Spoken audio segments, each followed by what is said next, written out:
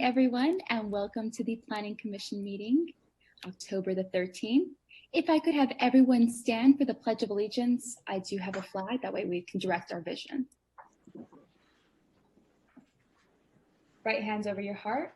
Ready, begin. I pledge allegiance to the flag of the United States of America and to the republic for which it stands, one nation, under God, indivisible, with liberty and justice for all. All right, thank you so much. Going on to a roll call. If we could have a roll call, Stephanie. Thank you, Chair. Commissioner Guerrero. Present. Commissioner Lopez. Present. Chair Sanchez. Here. Commissioner Quill. I'm here. Commissioner Wolbert. Present. Commissioner Jaramillo. Here. Commissioners Liang and Chang are excused. Commissioner Joan is not present. We have quorum. Perfect. Thank you, Stephanie. Thank you, Stephanie. All right. Going on to the consent agenda. If we could have the consent calendar. Yes, Honorable Chairperson and Commissioners, on the consent tonight, we have the, yes, Albert? Chair Sanchez, I just wanted to ask, do any of the commissioners think that they're going to have a conflict of interest on any item tonight? If you do, speak up now and I can tell you what to do. Hearing none, okay, we can continue. Yes, so tonight we have the, on the consent, we have the minutes for our special meeting that was conducted on September 22nd. They are complete as presented. Thank you. All right. Thank you, Oliver. You're welcome. All right. I will open it up to public hearing for this item. Does anyone have anything they want to speak on? If not, I will close public hearing for this item and I will entertain a motion. Make a motion to pass the minutes. Second. We have a motion. We have a second. Stephanie, if we could have a vote roll call. Commissioner Guerrero. Aye. Commissioner Lopez. Aye. Chair Sanchez. Yes. Commissioner Quill. Aye. Commissioner Wolbert. Aye. And Commissioner Jaramillo. Aye. The item passes. Wonderful. All right, continuing on. The Planning Commission will first hear a report from staff, and then the public hearing will be opened. The applicant will have an opportunity to speak. Next, members of the public will be allowed to speak. After all have spoken, the applicant will be allowed to respond. The public hearing will then be closed, and the Planning Commission will begin deliberations and make a decision. All actions except general plan amendments and amendments to the Municipal Development Code are final actions unless an appeal is filed and a fee paid within 15 days to the Community Development Department. If you challenge the resultant action of the Planning Commission in court, you may be limited to raising only those issues you or someone else raised at the public hearing described in this agenda or in written correspondence delivered to the Community Development Department at or prior to the public hearing. All right. Starting the agenda. Item number 2.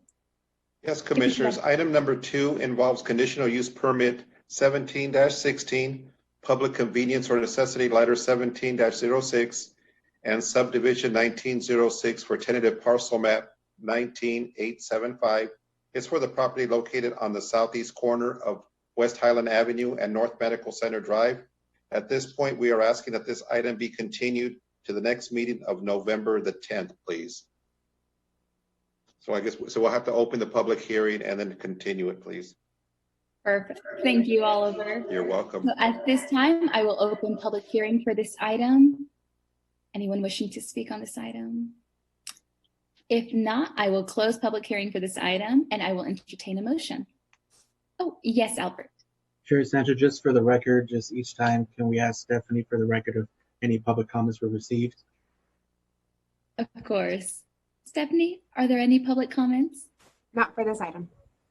Wonderful. All right, so I'll close the public hearing for this item, and I will entertain a motion for this item.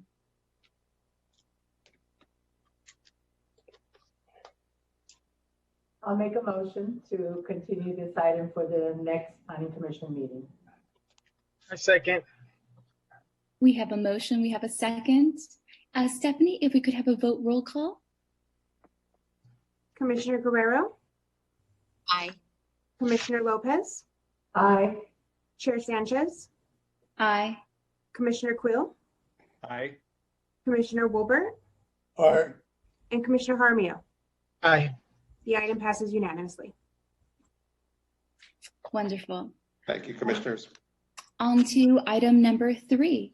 If we could have a staff report, please. Yes, hello, good evening, commissioners. Item number 3 is conditional use permit 19-11 and subdivision 19-04 for tentative parcel map 20165. The proposed project is conditional use permit modification in the subdivision located at 2310 East 3rd and 2325 East 5th Streets on approximately 3.24 acres within the industrial light zone. Here we have the location map. The subject property is about 400 feet northeast of the San Bernardino International Airport. Next slide. Here we have the aerial map. As you can see, we have the project. The applicant, oh, next slide, sorry. Oh, go down to the analysis. Maybe that's, sorry. That doesn't seem to be like the right one there. Go down one more.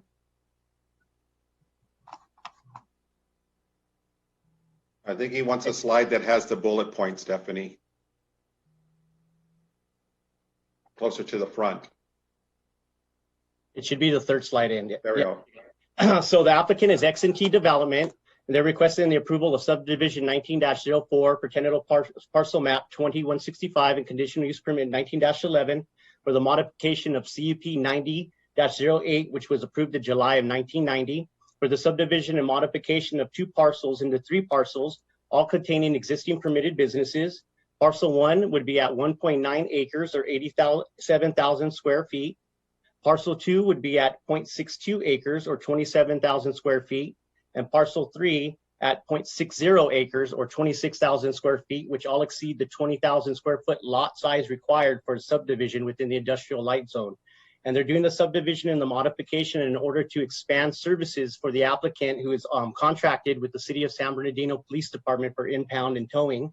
And as the City of San Bernardino grows, the need for impounding vehicles due to vehicle code violations grows. So by expanding the existing towing and impound yard, the need for more impound yards would not be completely met, but it would be accommodated.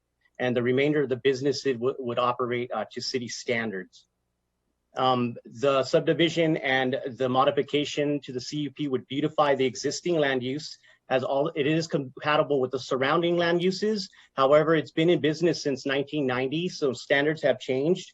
And in allowing the expansion, the project site will be revitalized and modernized to meet new development code standards, as well as beautify the existing parcel and its surroundings.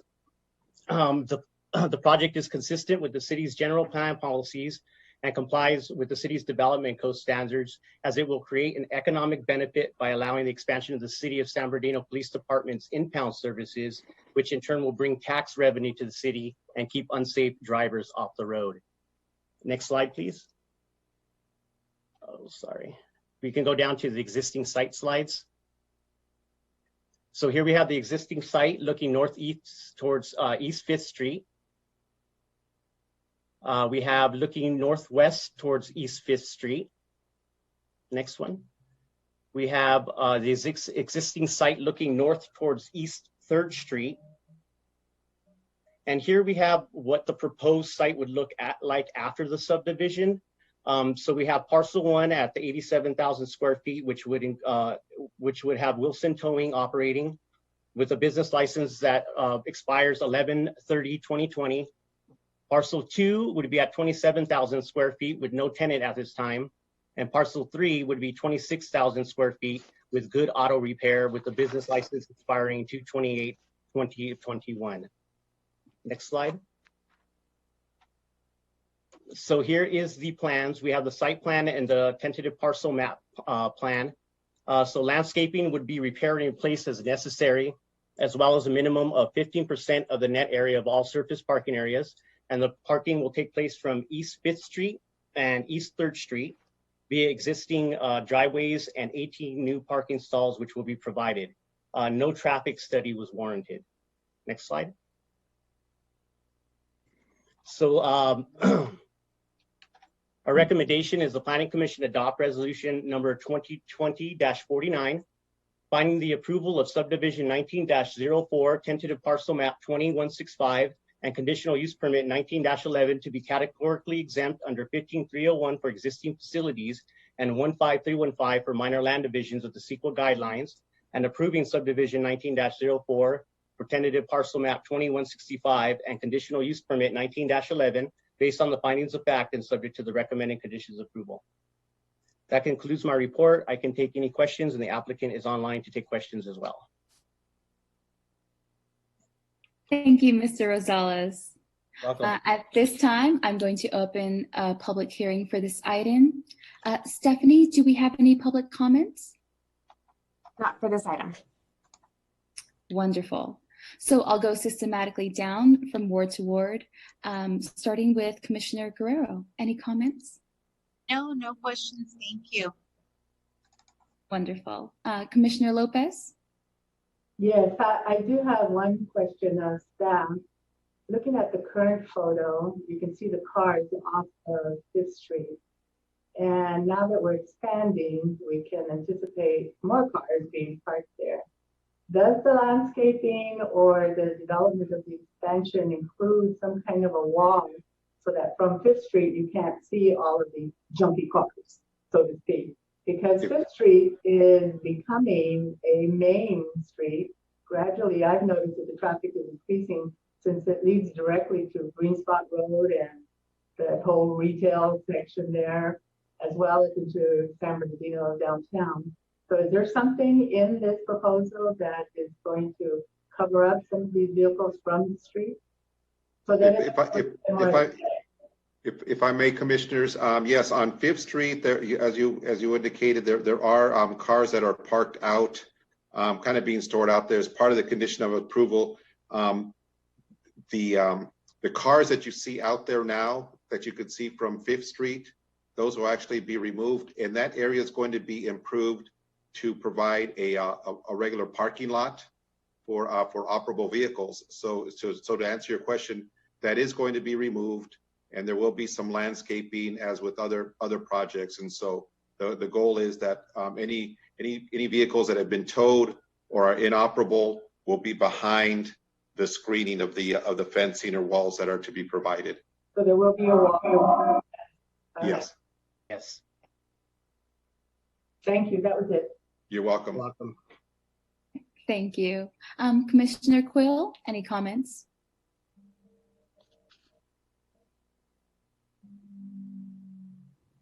You're muted, good sir. Okay. There we Yes, go. I have no comments on that item. Perfect. Commissioner Wilbert? Yes, is this to accommodate the code requirements for storage that maybe these people don't have? Or is this just over and above that? This is to meet code as indicated earlier. There is an existing conditional use permit, and the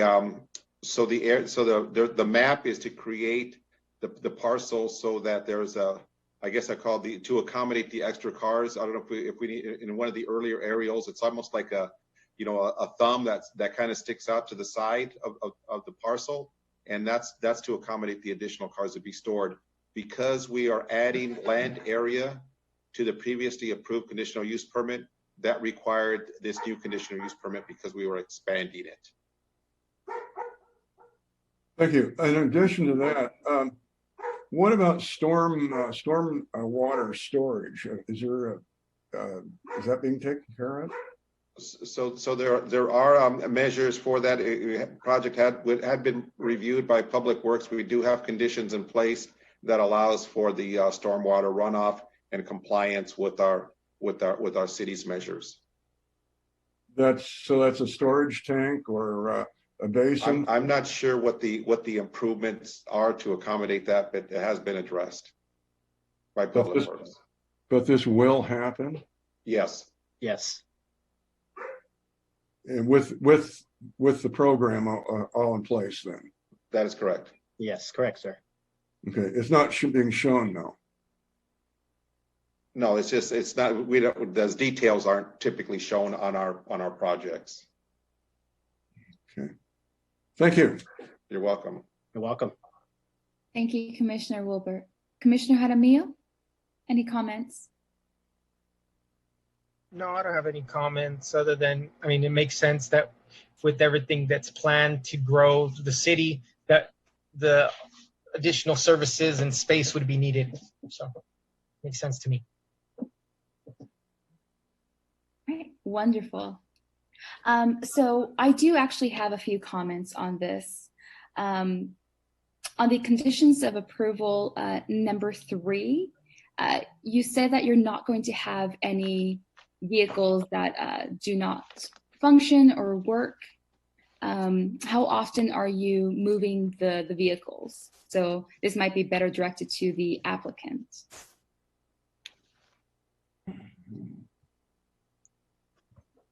Oh, if you want to unmute yourself. Can't quite hear you.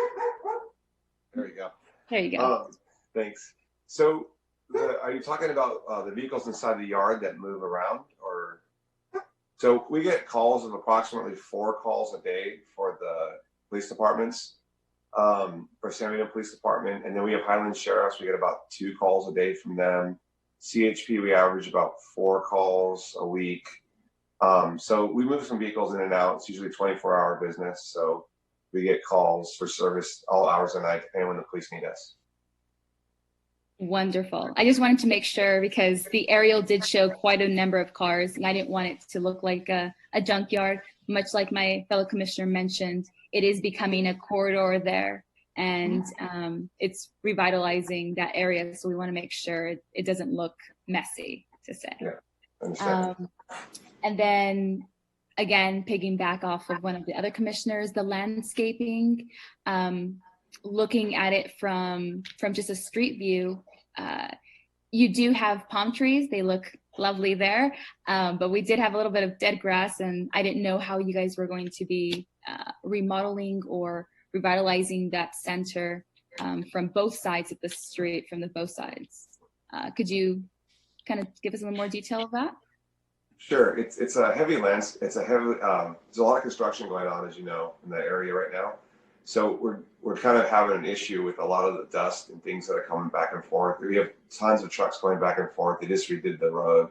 So we're going to definitely address it. We have a gardener that works full time for us that does that landscape for us.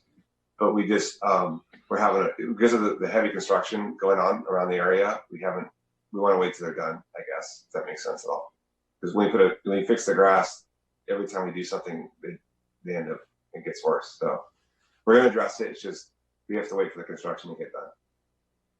Wonderful. I just wanted to make sure that there would be some landscaping and again, the walls and everything. You will have walls, not fences, correct? Around the perimeter of the yard? Yes, there's walls there now around the whole yard. Okay. Yeah, just making sure so that, it's not something everyone sees or can actually kind of go in and maybe, destroy. Yeah. There is also rehabilitation of the street as well, that isn't being entailed. Is that a full street or half street? That might be better addressed to Mr. That's actually being improved by the pub. When Michael and I went out to inspect the site, they were pouring the concrete, along 3rd Street there. So those improvements are part of the overall. There's a couple of projects going on over by the airport. So those are being handled, and any gaps would only be up to half street if need be. Then there also needs to be a survey to determine which parts of the curb and gutter may or may not need to be replaced. But that's something that we'll handle as part of the certificate of occupancy phase. Wonderful. And I guess the last comment I had was in your justification letter, you said storage for vehicles. Does that mean you're going to have cover for the vehicles, or what exactly is storage for vehicles? More like lanes for where the vehicles are being parked, or? I think I think that just means that they're storing the vehicles on the property, just parking them there. I don't think that there's Okay. a parking layout or anything like that. Just wanted clarification on the wording. I was kind of like, well, aren't cars being parked there? But all right, perfect. You guys have a cement for everything. It's not dirt lot or anything, right? That's correct. Wonderful. And then you guys have the lighting, the security, the cameras. So I think aside from that, it looks like a great project, and we'll welcome having more room and a nice clean facility, and the landscaping hopefully will turn out really well. So I will go around once more, commissioners, if anyone has additional comments. See nothing. So I will close public hearing for this item, and I will entertain a motion.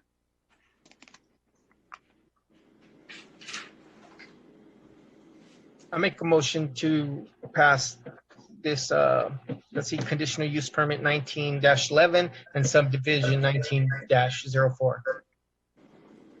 Second. And I will second that. All right. We have a motion. We have a second. Stephanie, if we could have a vote roll call. Of course. Commissioner Guerrero, Aye. Commissioner Lopez, Aye. Chair Sanchez, Aye. Commissioner Quill, Aye. Commissioner Wolbert, Aye. and Commissioner Jaramillo. Aye. The item passes unanimously. Congratulations. Thank you. All right. Continuing on to item number 4. If we could have the staff report. Yes, commissioners. Item number 4, if you recall, this item was at the last meeting. It's for conditional use permit 20-03 and public convenience or necessity letter 20-03. Is for the property located at 320 North E Street, and also known as the Enterprise Building. That's just west of City Hall. If you recall, after the public hearing and deliberation among the commissioners, there was a recommendation to adopt a resolution approving the project. In that closure, there was some questions by the applicant of the conditions of approval. Frankly, I was wondering, or it appeared that they may fall under the definition of nightclubs because they were talking about charging admission and so forth. We have met with the applicant. We've had conversations. The intent is not to charge admission, so there are going to be, like we said, there's the banquet halls, banquet facilities for private parties, quinceañeras, and those sorts of things. There's also facilities so that they can have, if the Kiwanis or Rotary want to have their annual events there, if the Salvation Army wants to do fundraisers of some sort, even if they involve entertainment. So, they bring in a group or whatever, and they raise money. That's okay. We weren't talking about those kinds of charges for entrance. What I wanted to make sure that was clear is that the facility is not going to be, people are lining up on E Street waiting to go in the front doors and paying their $10, $20 to get inside so they can use the facilities that are inside. So that is not the intent of that. We spoke with the applicant today. That is not the intent. It was really to try to maintain that people could have events there and charge admission to go to those. Not as a traditional for like a nightclub kind of thing. If that were the case, we would have had to route that to the police department for their evaluation. So that's not the case. Staff and the applicant, we're on terms as to what the intent is. My recommendation, I believe, I'm not sure if we have to reopen the public hearing since it was continued from last time, but our recommendation would be to open the public hearing, hear any additional testimony that may be presented, if any. and any questions of the commissioners, I would be glad to answer those. But other than that, our recommendation is, as the last meeting, that the Planning Commission adopt the resolution 2020-046 approving this conditional use permit. Thank you. Thank you, Oliver. You're At welcome. this time, I will open public hearing for this item. Stephanie, do we have any public comments? Not for this item. Perfect. Does the applicant have anything they wish to say or add to the staff report?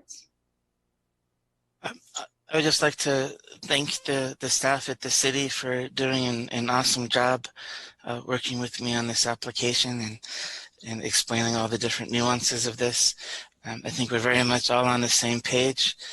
Definitely not making a nightclub, and I'm very excited to move ahead, and I thank the commission and the city.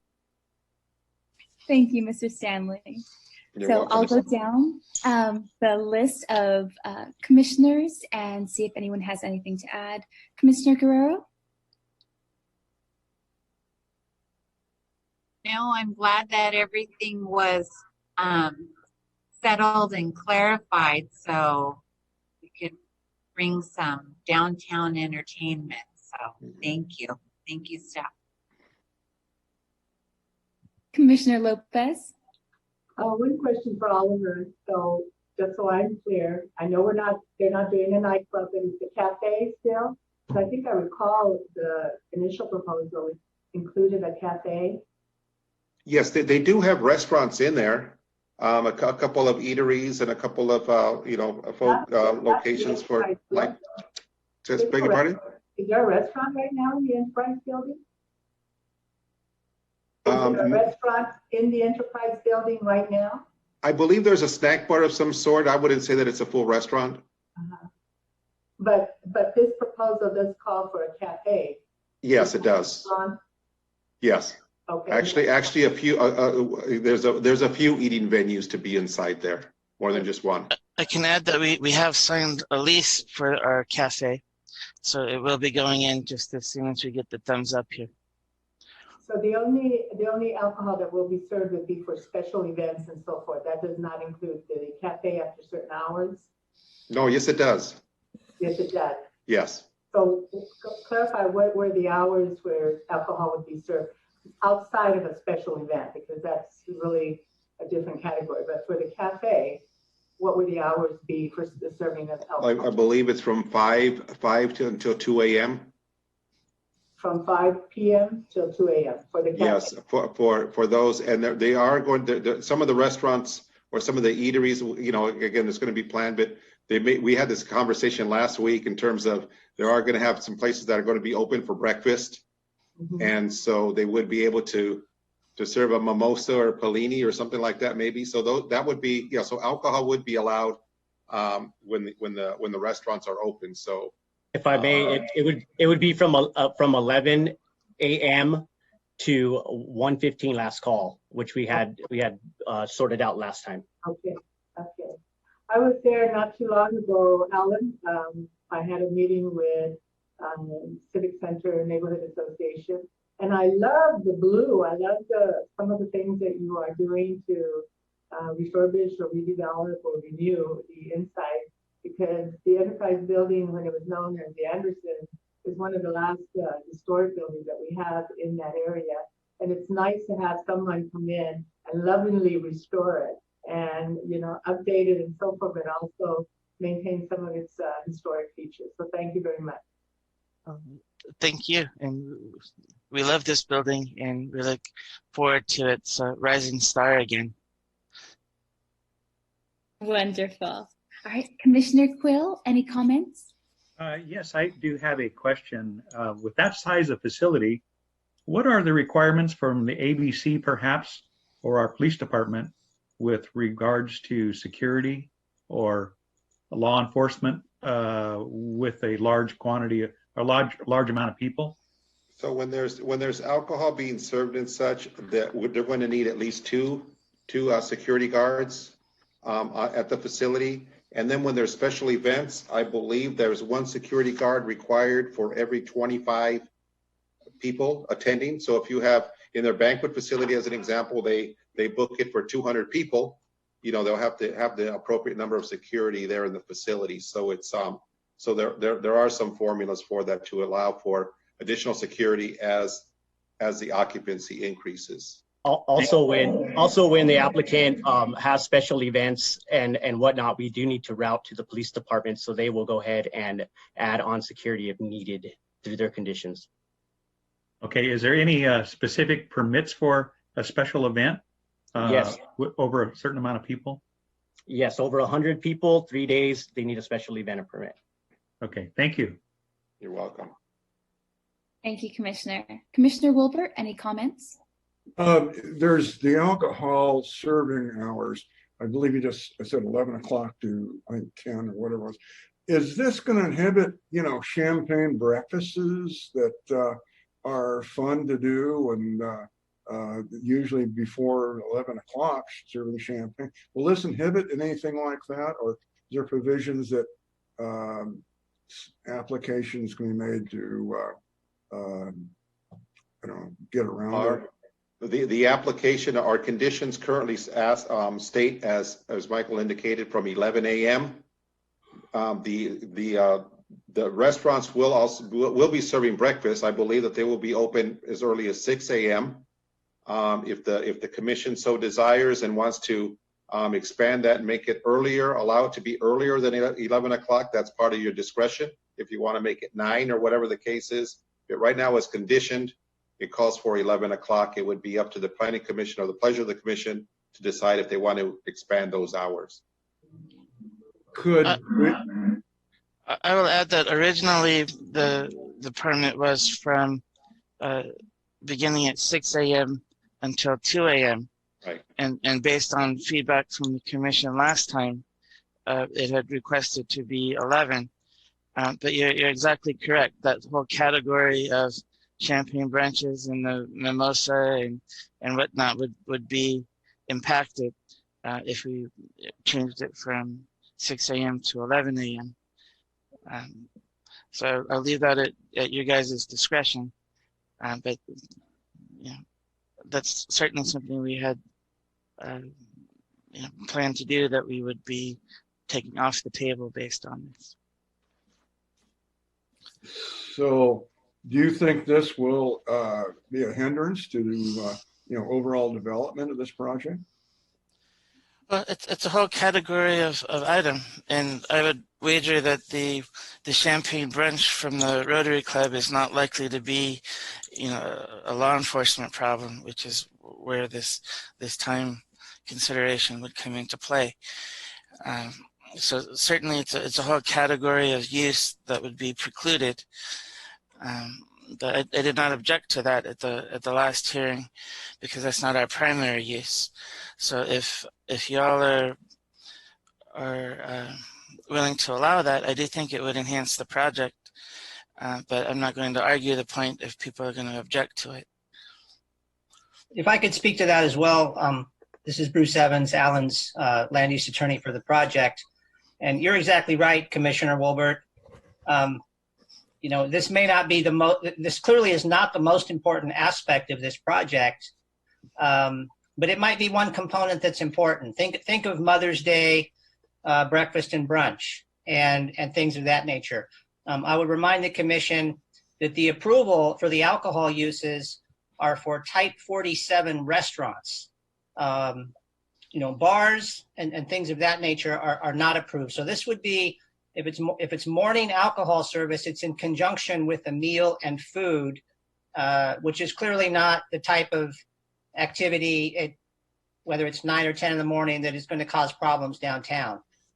Might get people downtown in the morning, on the weekends, things of that nature. So we certainly would request the time be moved earlier. Allen needs to move this project along and hopefully get his alcohol license and tenants in the building. So he didn't raise a fuss about it, but certainly we would request some relief on the 11 a.m. Start time.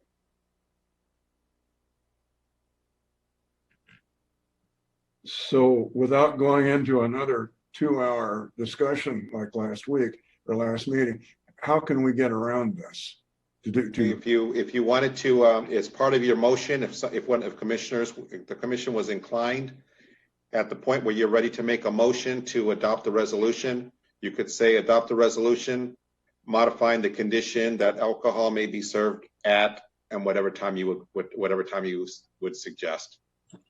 Instead of 11, 8 o'clock, 9 o'clock, whatever you decide. You could make that simply as part of your motion. So if I just threw, say, 9 o'clock, is that doable by everybody? I believe so. That works for me. I would agree to that. Me too. So how do we, If with all due respect, if the chair were to close the public hearing, ask for a motion, you could make the motion to that effect, a motion to approve with a 9 a.m. start time for alcohol. So if you have any further comments, Commissioner Wolbert, we'll hear those. If not, we'll continue on to Commissioner Jaramillo. So if anyone else has further comments, and then when we close it, you can actually add that to the conditions of approval. Thank you. Wonderful. All right, Commissioner Jaramillo, do you have any comments? No, I don't have any extra comments. I remember what was said last time and feel that it's a good project, and would just want to ask Bruce Evans and Alan Stanley, what would be the time that you guys would be thinking about, just to have an idea? Is 9 o'clock a good or realistic time frame? Because I really don't know too much about that. Go ahead, Alan. I think 9 o'clock's actually right on. I think that's perfect, and that opens up that entire category of, like you said, Mother's Day brunches and such. I think that's perfect. Because I've been driving around, not only San Bernardino, but local surrounding, communities, and getting an idea. And, I see the activity that they're doing and how this proposed project would come and improve everything that's going on in San Bernardino. So that was the only comment that I had. Wonderful. Thank you, Commissioner Jaramillo. All right. As stated before, I remember this project from last meeting, and I still think it's an amazing meeting. You guys will be an asset to the city, and I'm super excited to have you guys there. So with these comments, thankfully, Commissioner Wolbert brought them up about having the brunch and everything for just the restaurant, not the bars. I think 9 o'clock sounds great. So I'm totally for that. I'll go once more. Does anyone else have any further comments on this item? If not, I will close public hearing and I will entertain a motion. I will make a motion that the Planning Commission adopt Resolution 2020-046, approving conditional use permit 20-03, and public convenience or necessity letter 20-03. And also to add in the condition of the 9 a.m. being able to open and serve alcohol at 9 a.m. Do I have a second? Second that. We have a motion, we have a second. Stephanie, if we could have a vote roll call. Commissioner Guerrero, Aye. Commissioner Lopez, Aye. Chair Sanchez, Aye. Commissioner Quill, Aye. Commissioner Wolbert, Aye. Commissioner Jaramillo. Aye. The item passes unanimously. Congratulations, Mr. Evans, Mr. Stanley. Thank you, guys. Woohoo! We're in business. Congratulations. And welcome to the city. I mean, thank you. Congratulations, Alan. Congratulations, Thank you, guys. gentlemen. Thank you very much. We look forward to seeing it happen over there. Absolutely. We're going to light this place on fire. Wonderful. Let's do it. Good night, everyone. Thank you. Good night. Good night. Continuing on to item number 5. If we could have the staff report. Yes, Commissioners. Item number 5 involves conditional use permit 20-07 and public and convenience letter number 20-01 and variance 20-03 is for the property located at 1991 West Rialto Avenue. Our recommendation is that we continue this item to the next meeting of November the 10th, please. Thank you, Oliver. You're welcome. At this time, I'm going to open public hearing for this item. Stephanie, do we have any public comments? Not for this item. Perfect. I will open it up to my fellow commissioners if anyone wants to make a comment. If not, I will close this item, and I will close public hearing for this item, and I will entertain a motion. I'll make a motion to continue this item to our November meeting. I'll second that. We have a motion. We have a second. Stephanie, if we could have a vote roll call. Of course. Commissioner Guerrero, Aye. Commissioner Lopez, Aye. Chair Sanchez, Aye. Commissioner Quill, Aye. Commissioner Wolbert, Aye. Commissioner Jaramillo. Aye. The item is continued. Thank you, Wonderful. commissioners. Continuing on to item number 6, if we could have the staff report.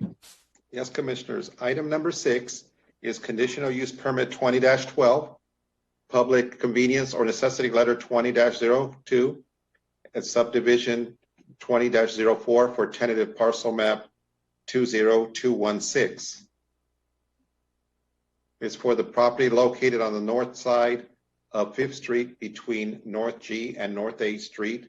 It's approximately a total site of 3.79 acres, and it's currently within the commercial regional downtown zone.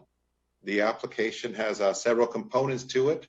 It's as you'll see in the site plans, but essentially there'll be a drive-through restaurant, approximately 2,200 square feet.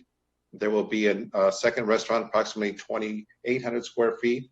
There will also be a service station with a 24-hour convenience store with an ABC Type 20 license for beer and wine.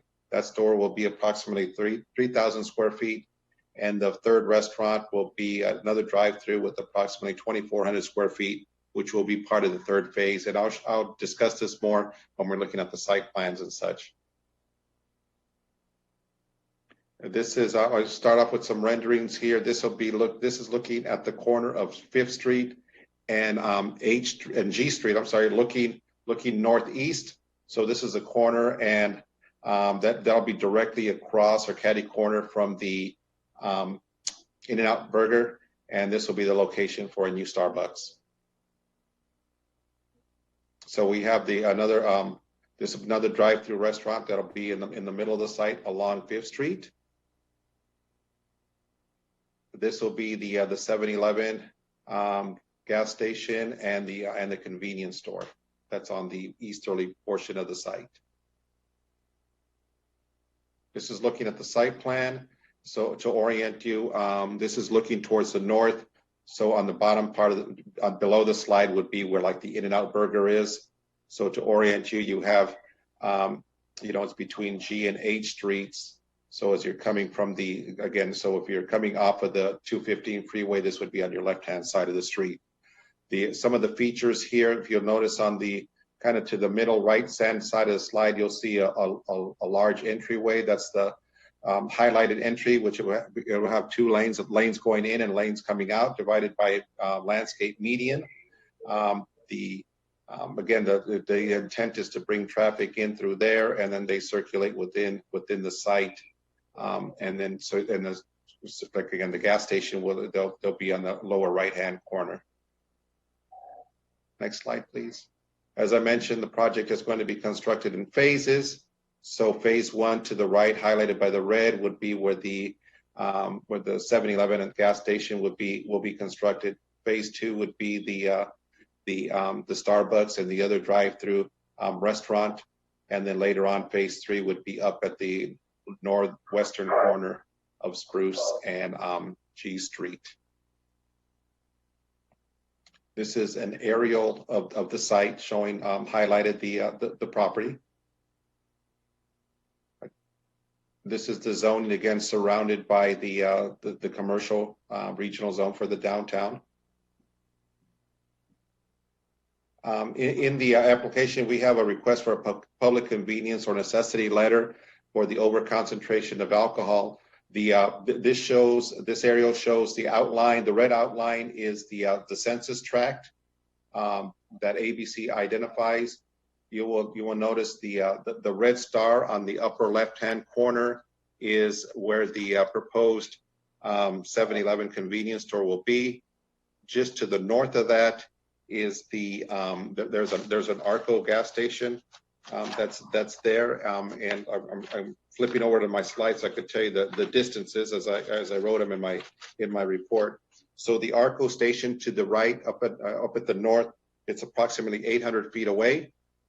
If you go in the center of the slide, you'll see there'll be the Chevron station and the Food for Less. It's in that center there. That's on 2nd Street, and those are approximately 2,500 square feet, or excuse me, 2,500 feet and 3,000 feet, not square, but feet from the subject site.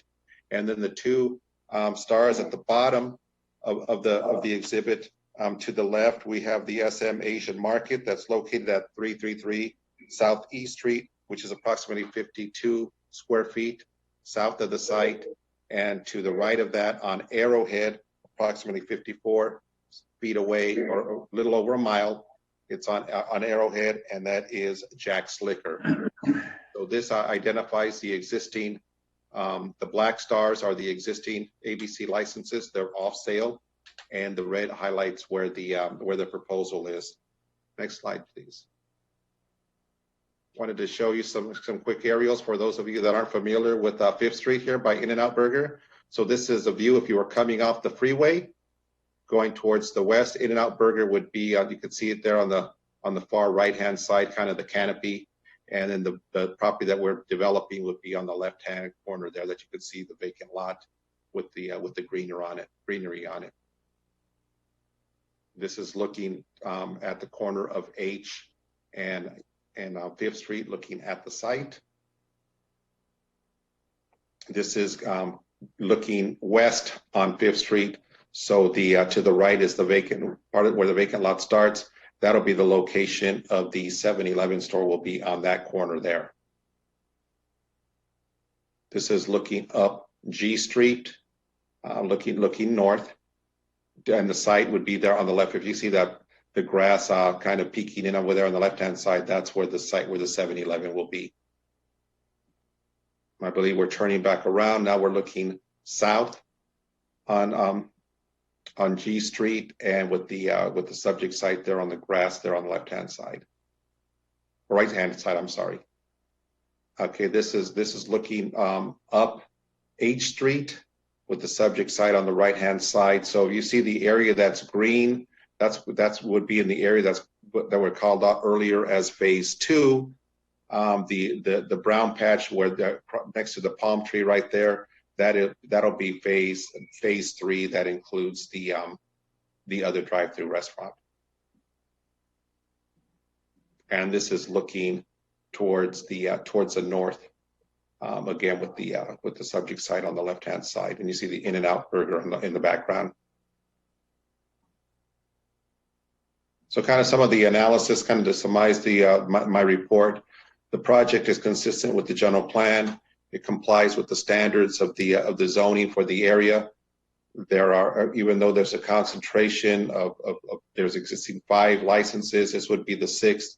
The police department has reviewed the application, and they have no objection to the report. There was no overriding crime rates or calls for service in that particular area. Most of them were a little bit north of the site in terms of the calls for service, but none directly in this immediate area. And they found no objection with that. And usually we do kind of follow a PD. If PD says there may be some issues that will affect our recommendations, but they really had none for this. Next slide, I believe, is a neat little slideshow that's been prepared by the applicant. And Stephanie, if you'd be so kind to play the video, please.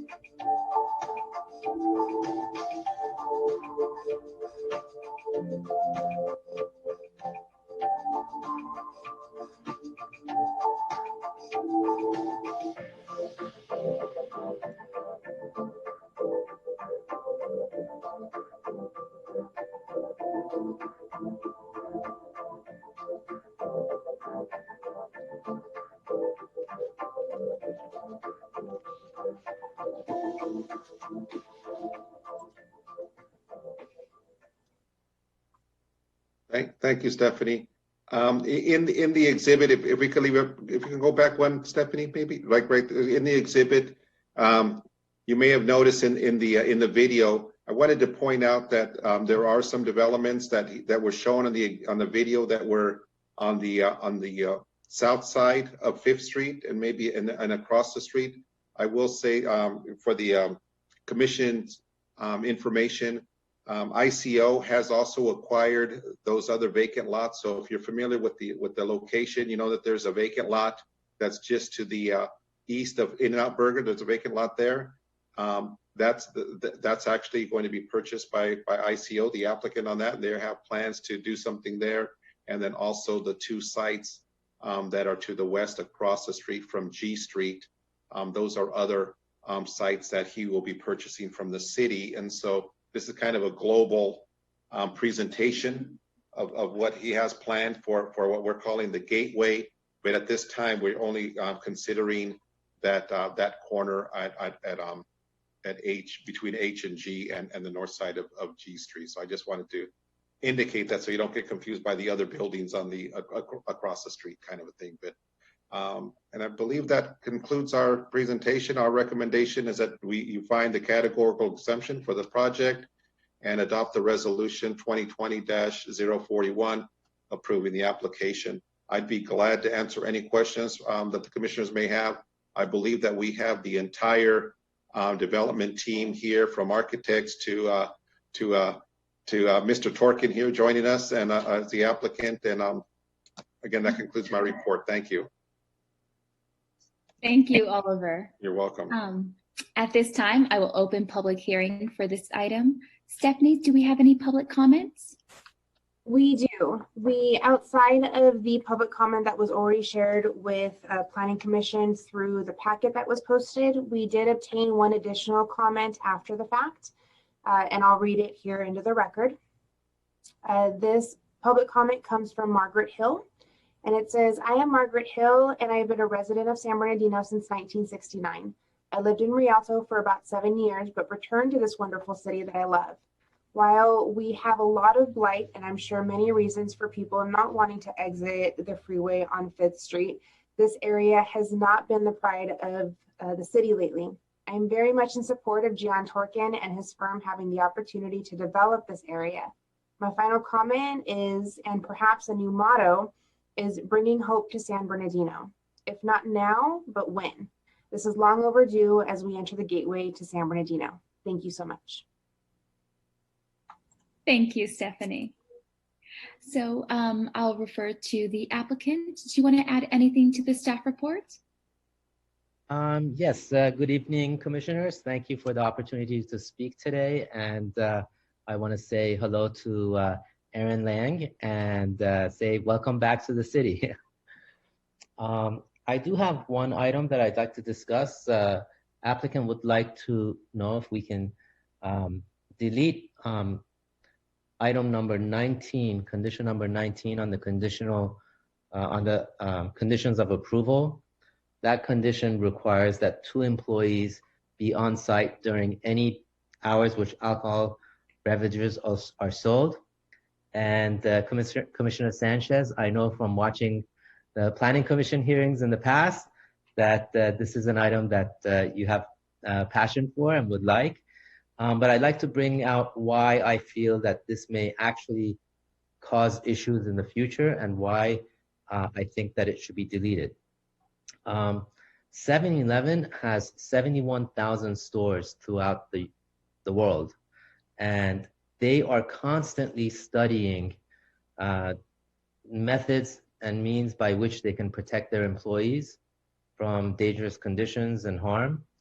And I feel that a tenant of this magnitude should be given the leeway to find the best methodologies that they can find to protect their employees, whether that be having 2 employees during periods where alcohol is served, or it may be that they decide that it should be 2 employees from the hours of 11 p.m. to 5 a.m.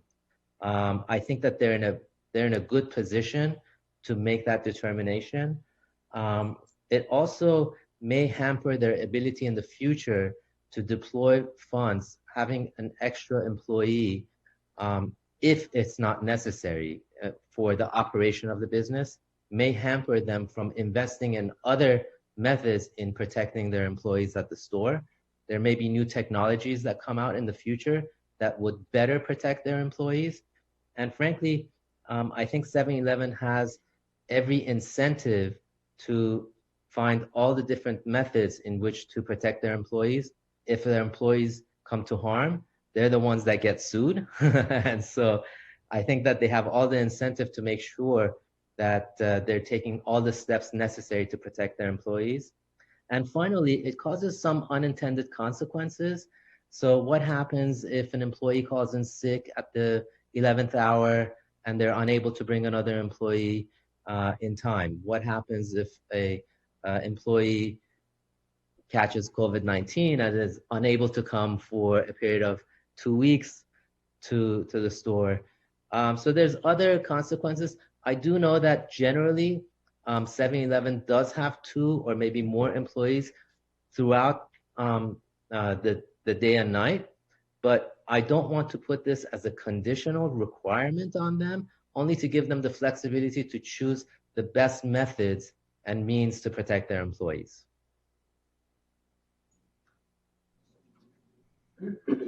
Thank you so much. My pleasure. All right, so I'm going to go down from ward to ward to hear comments from our commissioners, starting with Commissioner Guerrero.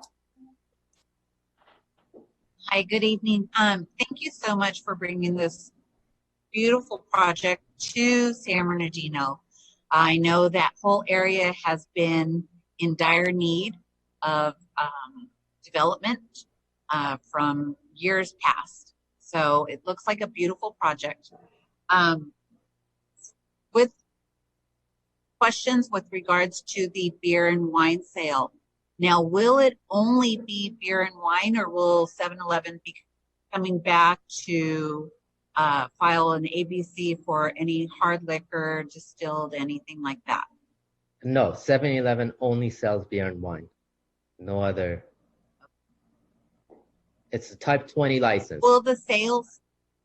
Sorry. Will the sales be for like a 4 or 6 pack or something like that? Or are we looking at individual tall can sales? So many years ago, we worked with the police department on creating a number of conditions, and I believe those conditions are in the conditions of approval, where 7-Eleven cannot sell individual packs. It has to be packs of certain size, certain numbers. So it was pretty well thought out actually by the police department in making sure that they reduce the casual one person comes in, has a drink, and goes out in the parking lot and drinks a beer.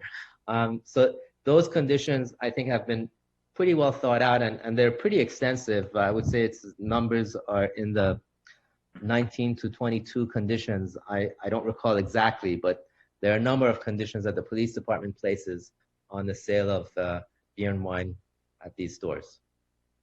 If I may add to that, it's actually on condition number 39. It goes through H and I, where it states that it has to be, if it's multi-packs, it could be smaller, but it has to be in prepackaged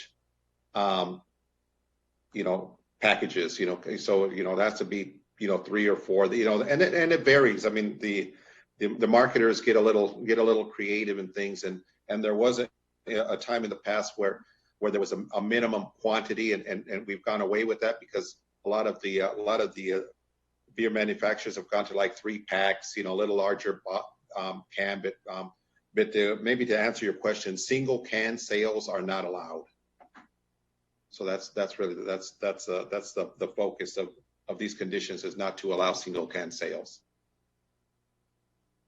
And then with regards to the removal of condition for the 2 employees, I would like that not to be removed. And you say, as far as if someone was to call in sick or something like that, well, I would say that's when management steps in, and maybe they have to work a little overtime or something like that. But just to have 1 employee during any hour, if of operation, could be even more of a security issue.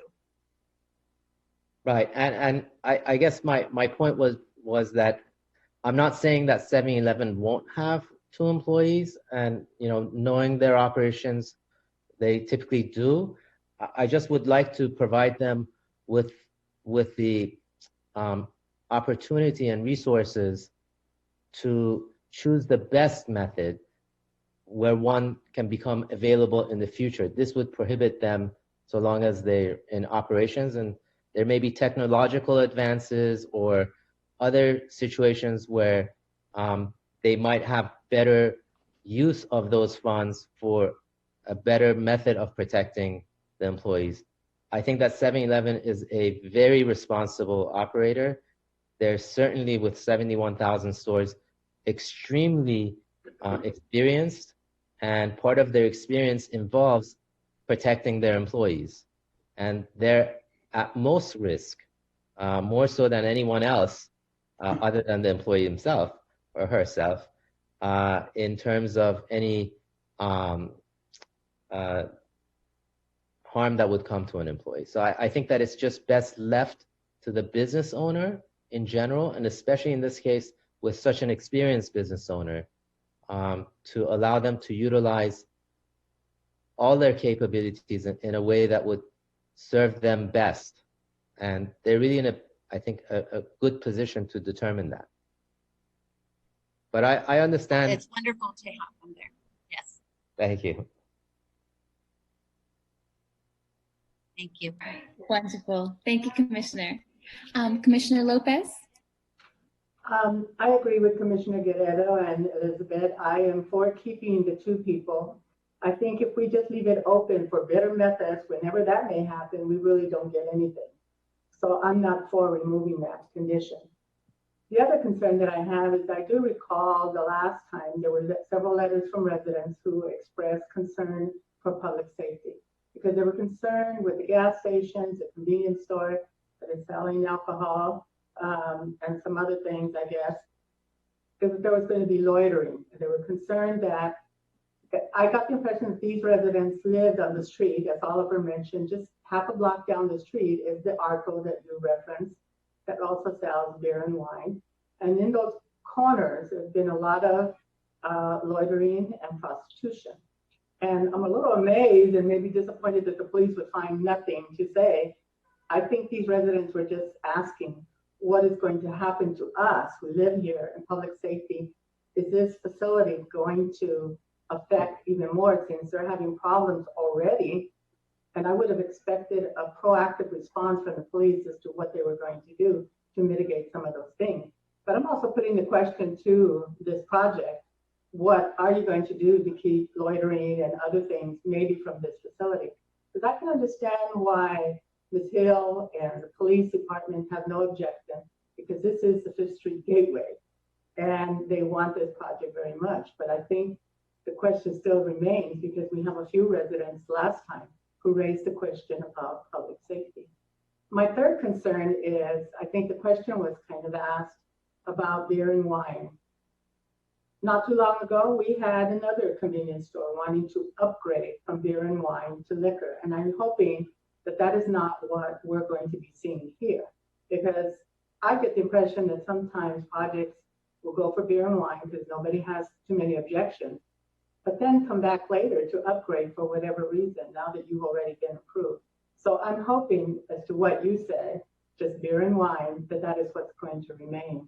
But I guess maybe my main question is, how can you help the residents who live there in assuring that this isn't going to attract loitering and other problems that they're already seeing with another gas station that's just across the street from these residents? Certainly. First, I'd like to point out that that gas station is not encumbered with all the restrictions, the new restrictions that this project would be encumbered with. So these are restrictions, I believe, that were first put in place, I would say maybe 8 years ago, maybe less. So they're not encumbered with all these restrictions. And so, for example, there is a restriction here that the operator is to prevent loitering around the property, and other restrictions as you find within the conditions of approval. So that's one thing. Another thing I'd like to point out is that, you know, I've done approximately 30 projects in the city in the last 20 years, and you know, loitering occurs even at a Starbucks on 2nd Street. And you know, it's not necessarily the fact that there's beer and wine being sold. It's a function of, unfortunately, the current state of affairs, not just in this city, but throughout the state and maybe even the country. We can do all that we can. I think that the police department has placed as many restrictions as possible to prevent that from happening. You do have, again, a professionally operated organization that will be running the store. And so therefore, they also have reputational requirements to meet. You know, they have, again, with 71,000 stores, they don't want to have their stores, you know, having people loitering around it all the time and so on. But generally, I think that given the conditions and the restrictions that the police department has placed, and frankly, I think that it does help that there will be other businesses in this area. The one thing that I personally believe lowers crime is people and businesses operating within an area rather than having dilapidated, empty storefronts or parcels. That's why people are scared to go in an alleyway, but they're not afraid to walk on a sidewalk on a major street where there's businesses and people traveling. So I think that, you know, there's no guarantee. Obviously, it is a difficult thing to prevent, regardless of our tenancies, whether it's a Starbucks or a, you know, any other, you know, store or retailer. You may have that. I don't think it's unique to any particular type of business. But with regards to this particular business, the police department has actually gone above and beyond and placed certain requirements on the business owner to prevent that from happening. You know, I agree with you, because I think it's a beautiful illustration for the project, much welcome and much needed. And you're correct in that there's no guarantee. But there are some things. It's just like keeping your place well lit, keeping it clean, litter free. And if there is, because people who will choose to loiter or prostitute there, because it's going to be a well lit corner now, they're not going to follow regulations. And I know Oliver told Commissioner Guerrero that the city does have a ban on single sales, but it's not always enforced, because I go into convenience stores and I see them for sale, you know.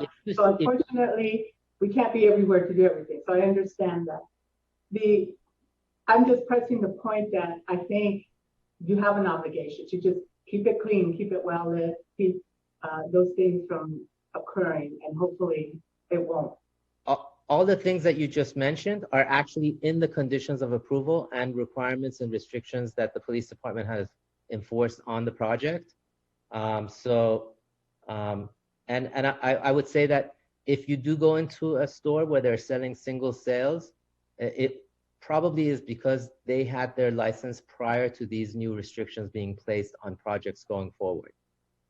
The other question that I have, I guess, is more towards you, Oliver, having to do with the traffic. We all know what the traffic situation is right there with the in and out, long lines and cars all the way out onto Fifth Street, parked to the curb, even though it's a no parking zone. And I understand that it's not a parking zone on the side where your site, your development is going to be located. Fifth Street is also that gateway corridor where the entrance and the exit from the freeway. It's very prominent. We're going to be increasing the traffic.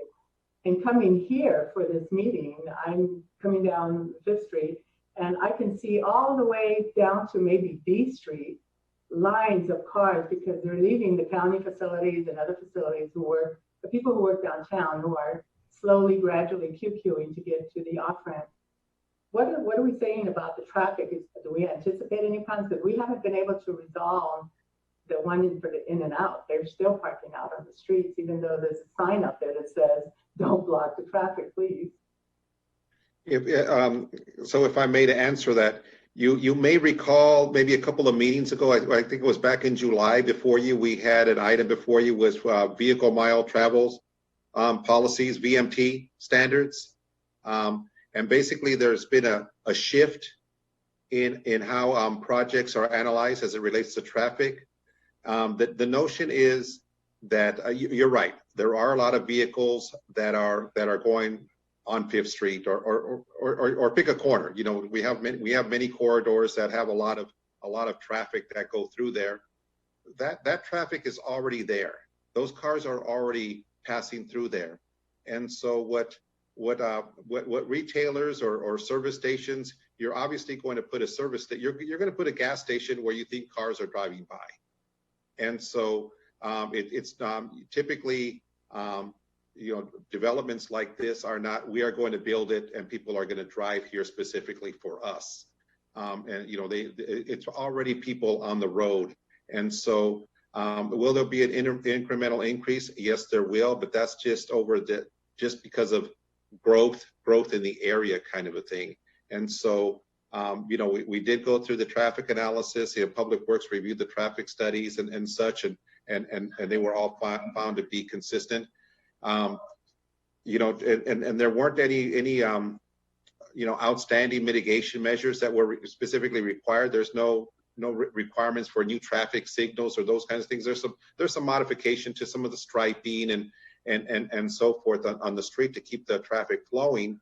But you know, essentially you know, the times are that, you know, cars are driving, people are going from here to there, and they're going to stop along the way. That's the mindset, you know. So and it's close to the freeway. People will, you know, get off the freeway and go back out. But I also wanted to take a moment to address kind of your earlier concern about activity going around the area. And somewhere in my past, I read something that, you know, the best deterrent for illicit activity is development, our projects and people being around. So those that are hanging around, you know, that area right now is because there's nothing there. There's no one there. You know, if we now populate the area, we put this development there. Now, as you mentioned, now there's activity. There's customers, and you're right. It's going to force out, you know, the behavior that you don't want. You know, we looked at the Enterprise building a little bit earlier. You know, things are happening around there because there aren't people. You know, hopefully with the activity now at the Enterprise building, people coming in and out and around. You know, normally people that are on the streets want to be left alone or out of, you know, stay out of the way kind of thing. And so, you know, there's a number of factors. You know, that when we use the term revitalize, redevelopment, this is exactly what we're talking about. You know, you take an area, frankly, that's blighted, things that are happening that shouldn't be happening, and I think it's up to us as planners to devise ways to, frankly, push them out. You know, and that's how we do it with new development and development that's going to have customers, and And that's kind of how we approach this. I mean, this is, when we get projects and when we get the other phases to this, that's why we're calling it the gateway. Frankly, other than In-N-Out Burger, there's nothing there. And this is going to be the entry to our downtown, to San Bernardino. And we talk about things, what's going to happen with the Carousel Mall or anything else. And this is really where it starts. The development community and retailers, they're a strange breed. No offense, Gian. It's always difficult to be the first one. But after the first one, many follow. So we see, a lot of development that's coming after this. I'll jump off my soapbox for a second here, and I'll answer. I'm not sure if I answered any questions, but we're excited about this project. Things that happen in other places, okay, but I think this is an opportunity to start to change things. I mean, it's got to start somewhere, and I think it should start here at Fifth Gateway. Thank you. I think it's a good project. I just feel that we also need to make sure we address those other concerns, because they will happen. Whether how we agree or not, we have to all pitch in. All right, thank you. Thank you, Amelia. All right, Commissioner Quill, any comments? Yes, thank you. And thank you, Mr. Torkin, for this beautiful project you're bringing to our city and all the other projects that you've completed in our community. Actually, the few of the comments that were brought up were the same ones that I was going to bring up. But I'd like to bring up one thing, and perhaps this might be directed to our staff or Oliver. In the illustration that Mr. Torkin showed us, you've got some beautiful, signage, freeway signage, and that's going to be very important to this project. I'm no longer in the sign business, so I have no conflict of interest here.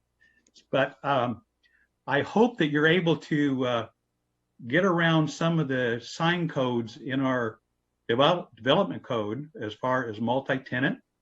And if you're going to be doing this job in phases, you want to be sure that that freeway sign is not an off-site sign, which would constitute that it can't be developed until the property is put together. We did a project years ago where BJ Broilers is, where the whole area was considered a project zone. And that allowed us to put a sign package together to cover the whole vicinity. So perhaps Oliver knows what I'm talking about, but it would be nice if we addressed that while you're going through this whole approval process. Well, thank you, Commissioner. Yes, Gian and his group, they have submitted a sign package, to us. As you recall, we have recently adopted a new sign code. So in all candor, we're still working our way around it, and kind of how do we implement it and so forth. And so we have had those discussions about that sign and how it's going to provide signage to some of those other properties that were shown on the video that you would have noticed on the south of the site and to the west. And so we are in those discussions. In our conversations, what we want to make sure is that the signage on there, one, we don't want clutter. I mean, when you're driving on the freeway and you want to identify who's there, how many signs could you read at one time as you're driving by, right? So we're looking at the number of signs that should be on there, the appropriate tenant, if you will. And so Gian and I, we have talked about, it should be appropriate for major tenants. So if you have a Starbucks or you have any, a Sonic or whoever, right? I mean, those are major tenants. Those are major guys, and those are people that those are businesses that someone driving down the corridor is going to gravitate to. I gather that the other sites will be developed similar to this, where there'll be kind of single users, if you will, probably. I mean, So Gian and I, we joke, we don't want to see Susie's nail shop up there, on the sign kind of a thing. And so it's really intended to be major tenants. The code does allow us to approve a signage package administratively at the staff level. And so Michael Huntley and I, we are reviewing the package. We'll be meeting with Gian shortly to discuss the parameters of the other businesses to be on there. But we are exploring that, and we are going to find a way to allow for those other surrounding businesses that come in here as part of this development. You're right. We're looking at one project. The fact that they're on 3 different blocks doesn't necessarily make a difference. Sure. Well, thank you, Oliver.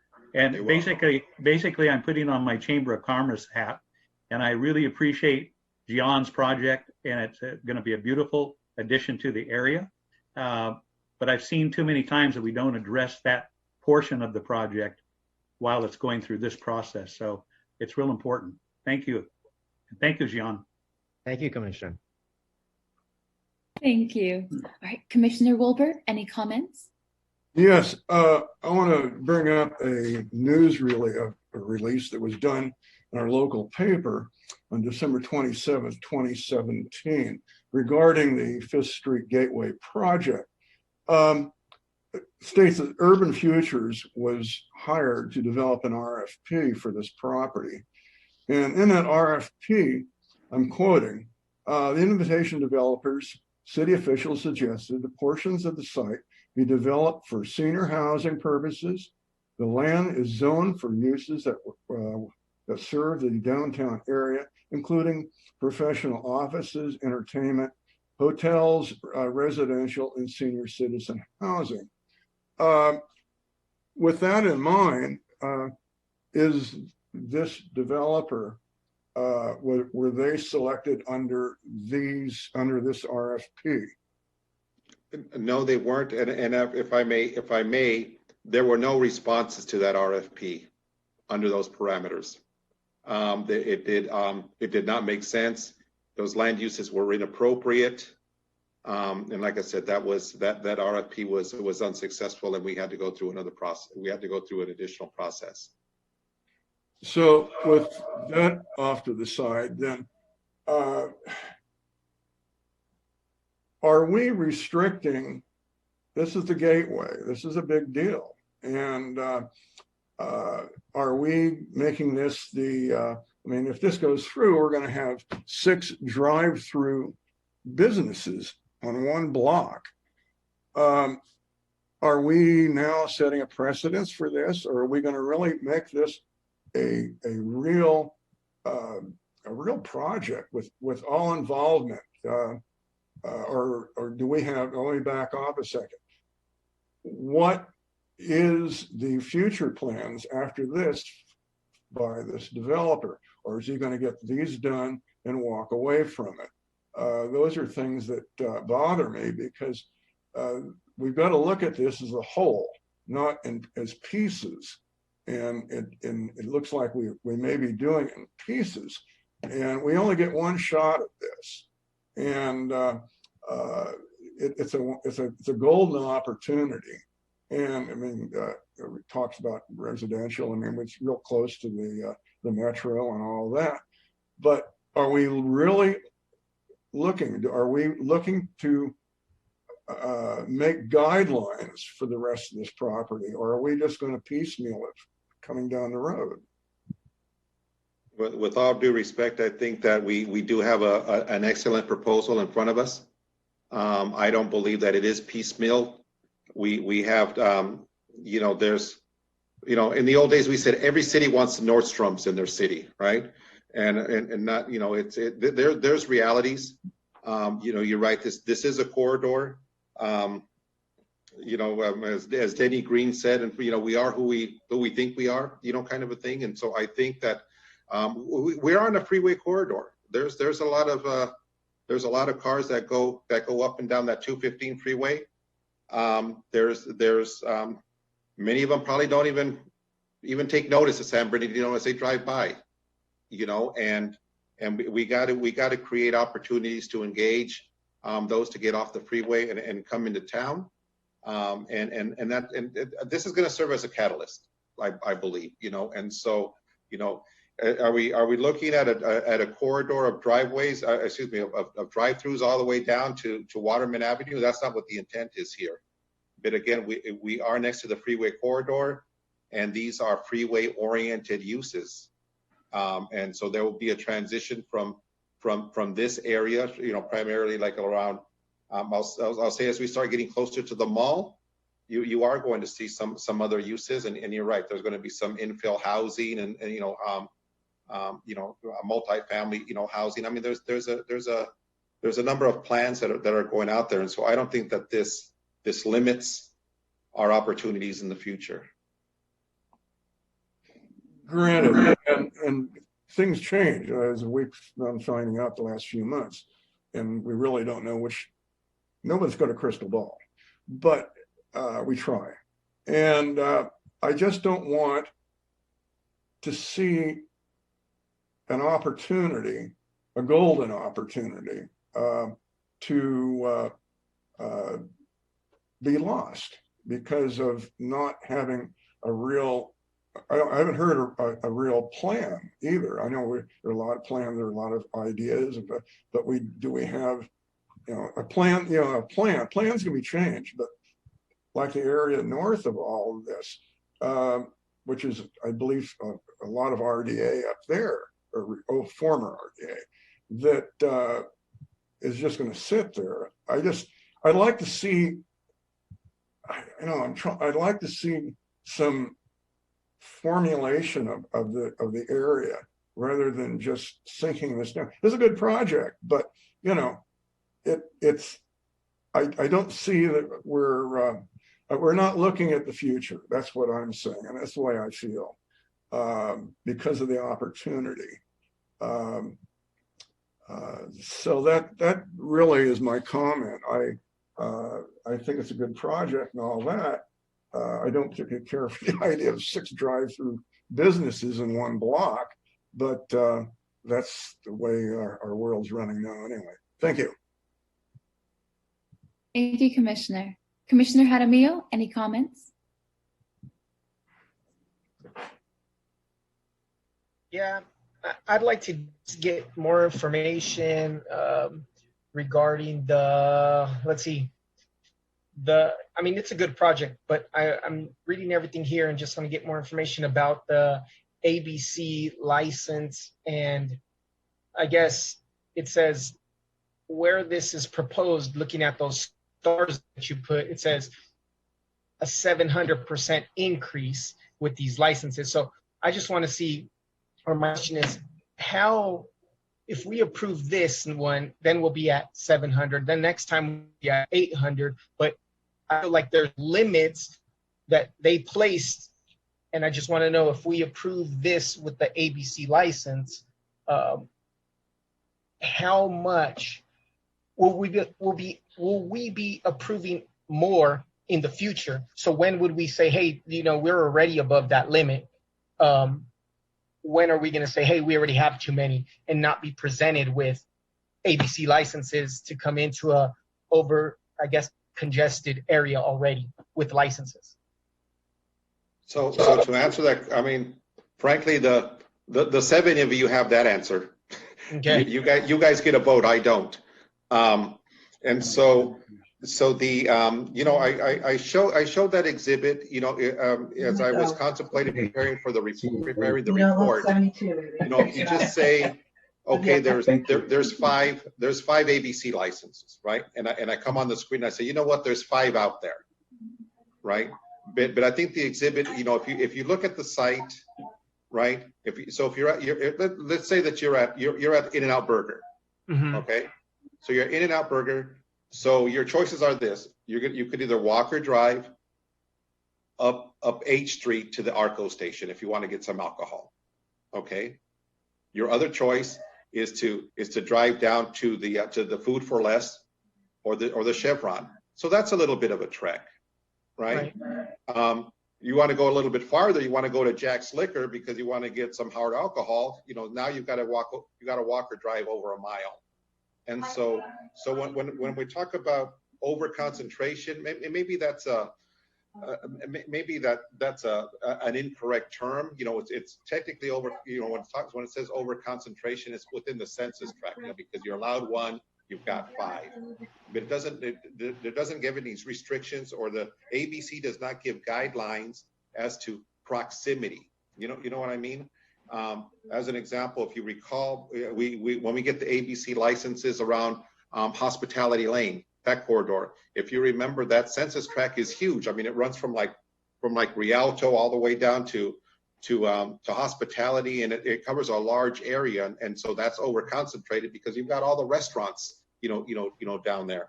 And so I think it's important, how much is too much, I guess is maybe what your question is. And I think it's important, whatever you feel in your mind is too close. How many of, are these, with this application, are these 6 licenses, are they too close to each other? Are they far enough? Is there enough distance between this new 7-Eleven and the Chevron station at 2nd Street over by the Starbucks? And so those are things. That's why I threw that exhibit in there, to at least give you a visual so you could see, clearly where they're existing, and not, kind of look around and try to guesstimate what that might seem like. Got it. Now, would this, I guess, the conditional use permit, would that also be something that would be acceptable? Then they wouldn't have to worry about that additional second employee. What's that? I missed the first part. Working with everything except the type 20 license. So you're saying no alcohol sales at 7-Eleven? Is that what you're suggesting? Sorry, did it break up? Yes. Right when I'm talking, I said, I like the deal. I like everything, it's a great project, but what about not having a type 20 license? Giving them a 21? Not 20. The type 21. So you're saying no alcohol at all? Yeah. Well, I can say that without that, and I think Oliver can attest to this because we've been through this before with 7-Eleven. 7-Eleven in the Inland Empire does not open stores without a Type 20 license. They just are not able to maintain their business, even though the sales of beer and wine is a relatively small portion of their total sales. It drives a lot of ancillary sales like chips and dips and so on. And frankly, without a gas station at this site, I may not have a project at all. They're critical to my project. They bring in the traffic that we need. They were important for the other tenants that have been looking at the site. It's a critical item. Okay. Well, I just had that question in regards to if this is the gateway, and the question that I had as far as the oversaturation. But those are the only questions I had. Thank you for your answer, Mr. Turkin. My pleasure. Thank you, Commissioner. All right. Looking at this project, I think we reviewed it maybe about a month ago or so. I went over all the numbers and looking at all the words. It looks like a beautiful project, honestly. I think it would actually bring everything we do want into the city, and you purchasing property to the other side, to further east. I think those additions and everything, you have multiple possibilities what we can do and keep improving going down that road. So I don't see a problem with that. I thought at first we were extending this project because we were going to be approving a sign ordinance as well. And then I saw, I don't recall quite which number of that in conditions of approval that said signs not approved. So I think it was condition number 13. So I'm glad that that was taken care of. That's being taken care of. Honestly, I'm of the same mind as the public comments that were given in the agenda. There was 3 comments from Viva La Boba and other people that are in that area, and they all were very happy to see you guys coming in, because business means less transient, and loitering. And I think that's what we need, because we do have quite a bit of that. And this is a corridor that is leading into the city.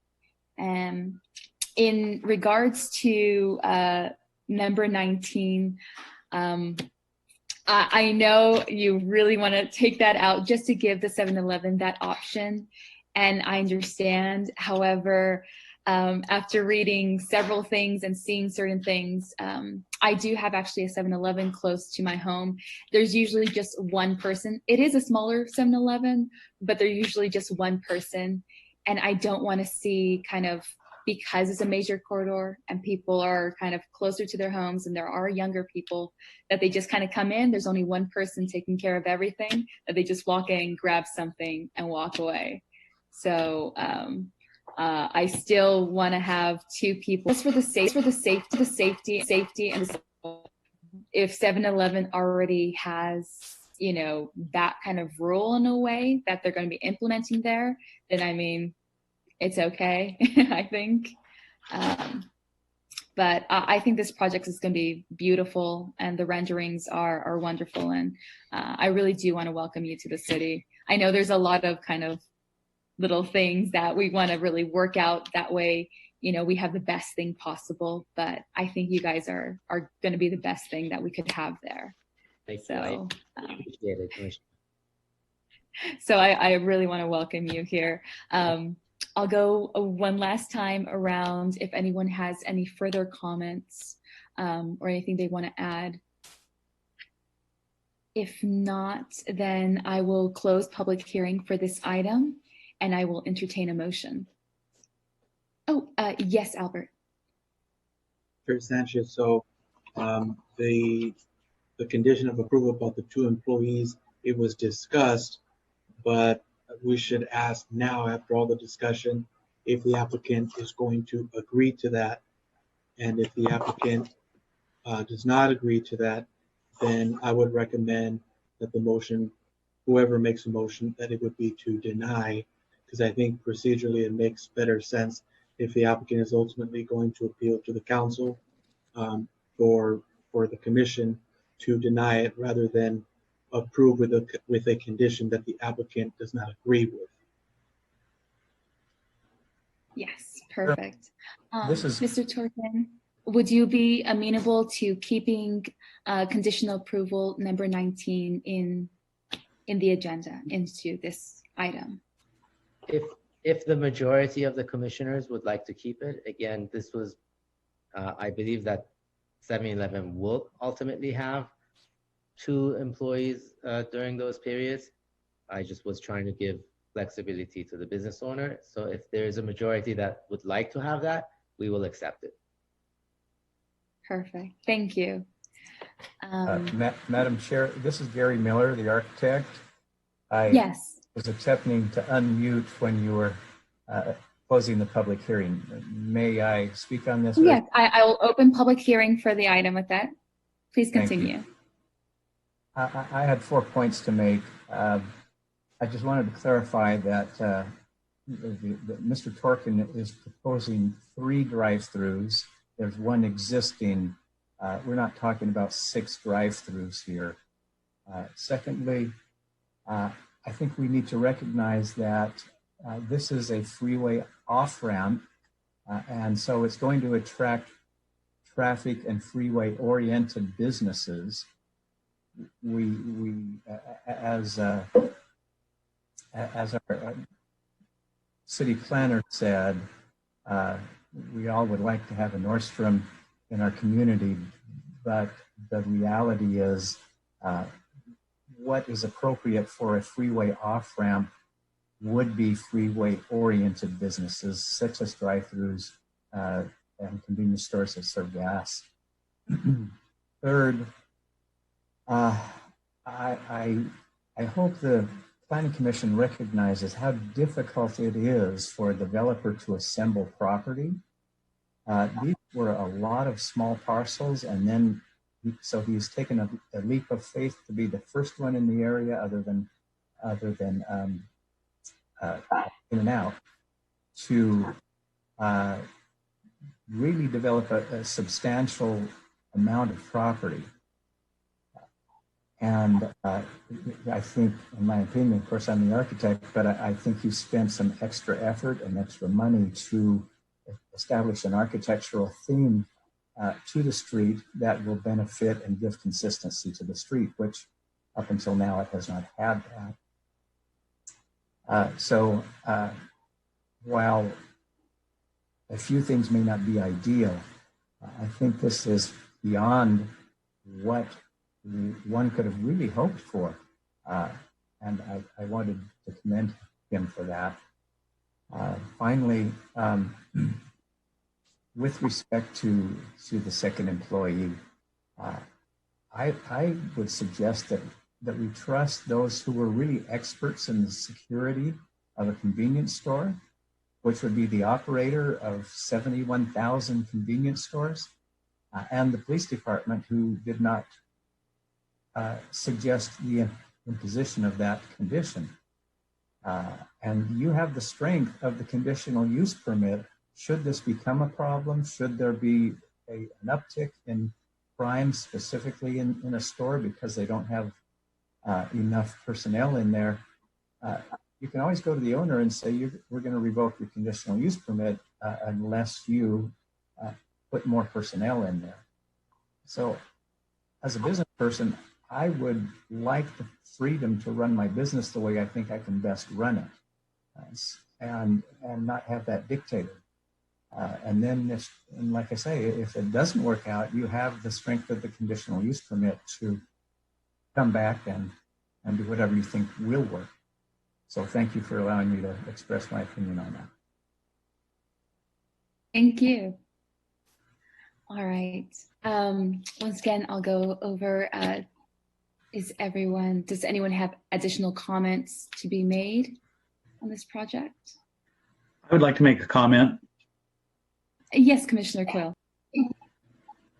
Yes. I would have to go along with what Mr. Miller just said. Again, putting my Chamber of Commerce hat on, us business owners know how to run our business. And based upon the fact, I would probably believe that if it warrants 2 employees or 3 employees, that 7-Eleven would incorporate that many employees if needed. I don't really recall going into any 7-Elevens and actually seeing them unmanned. I think that since the police didn't recommend it or request it, and I know I don't want to put the handcuffs on a business owner to do something that might limit their ability to run their business properly, I would have to kind of favor what Mr. Miller said. So just as a consideration. All right. Thank you, Commissioner. Thank you. I have something to say too, as far in regards to that, I'll agree with Quill and Miller as far as, having that restriction placed on them. And just, I just wanted to add into that because it really didn't come into my decision or my thought process on to approve or not approve. I feel like if we were going to do something, it would just not have the type 20 and not have to worry about them having extra employees at certain times and being restricted. And that's the last comment I have.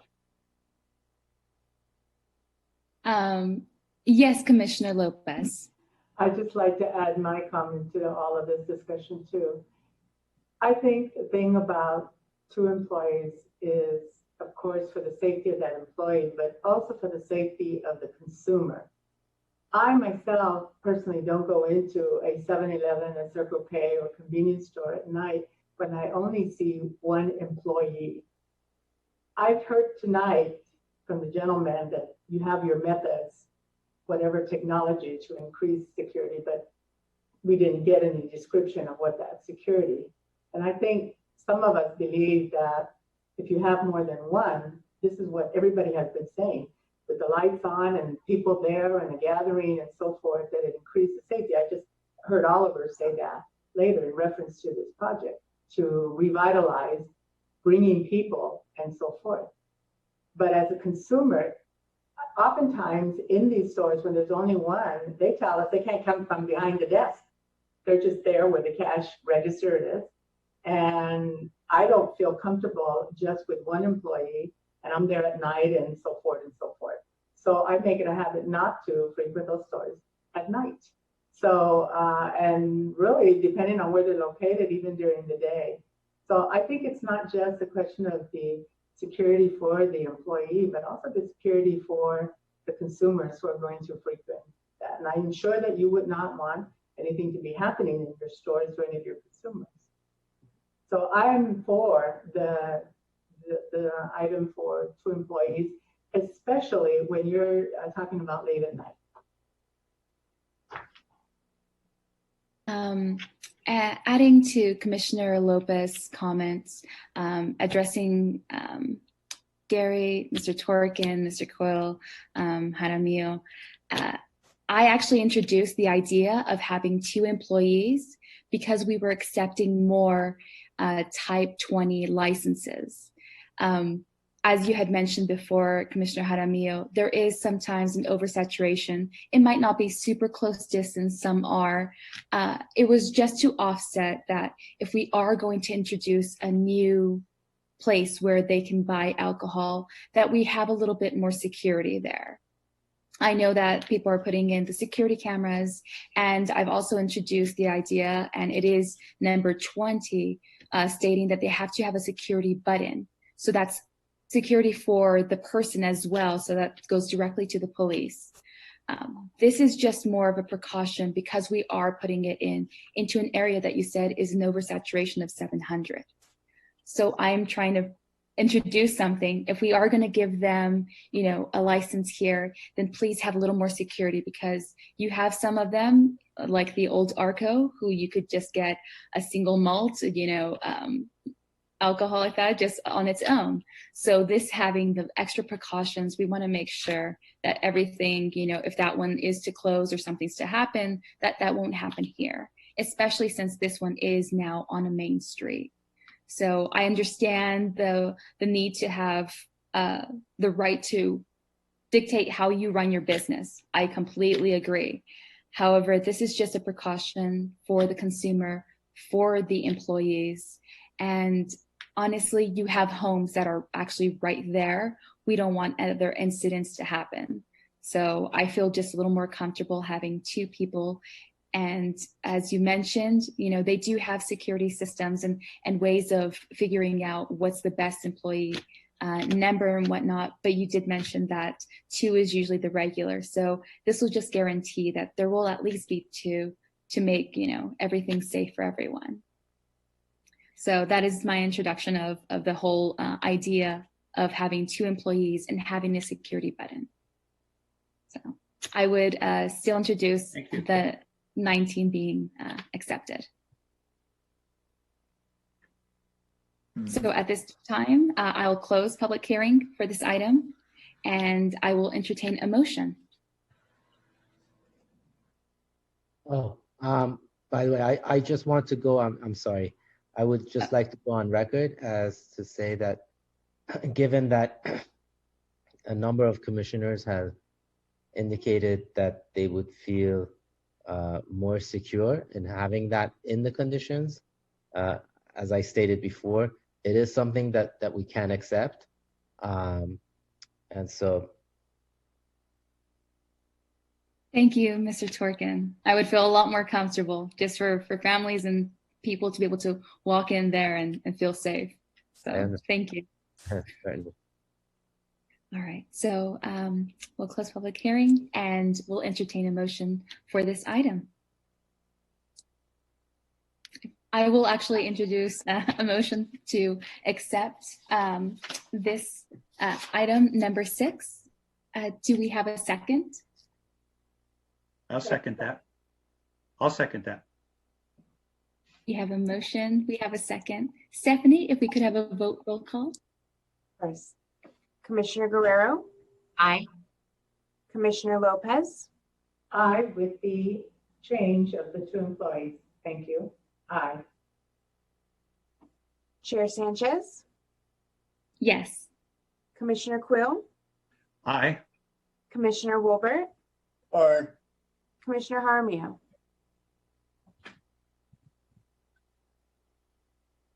No.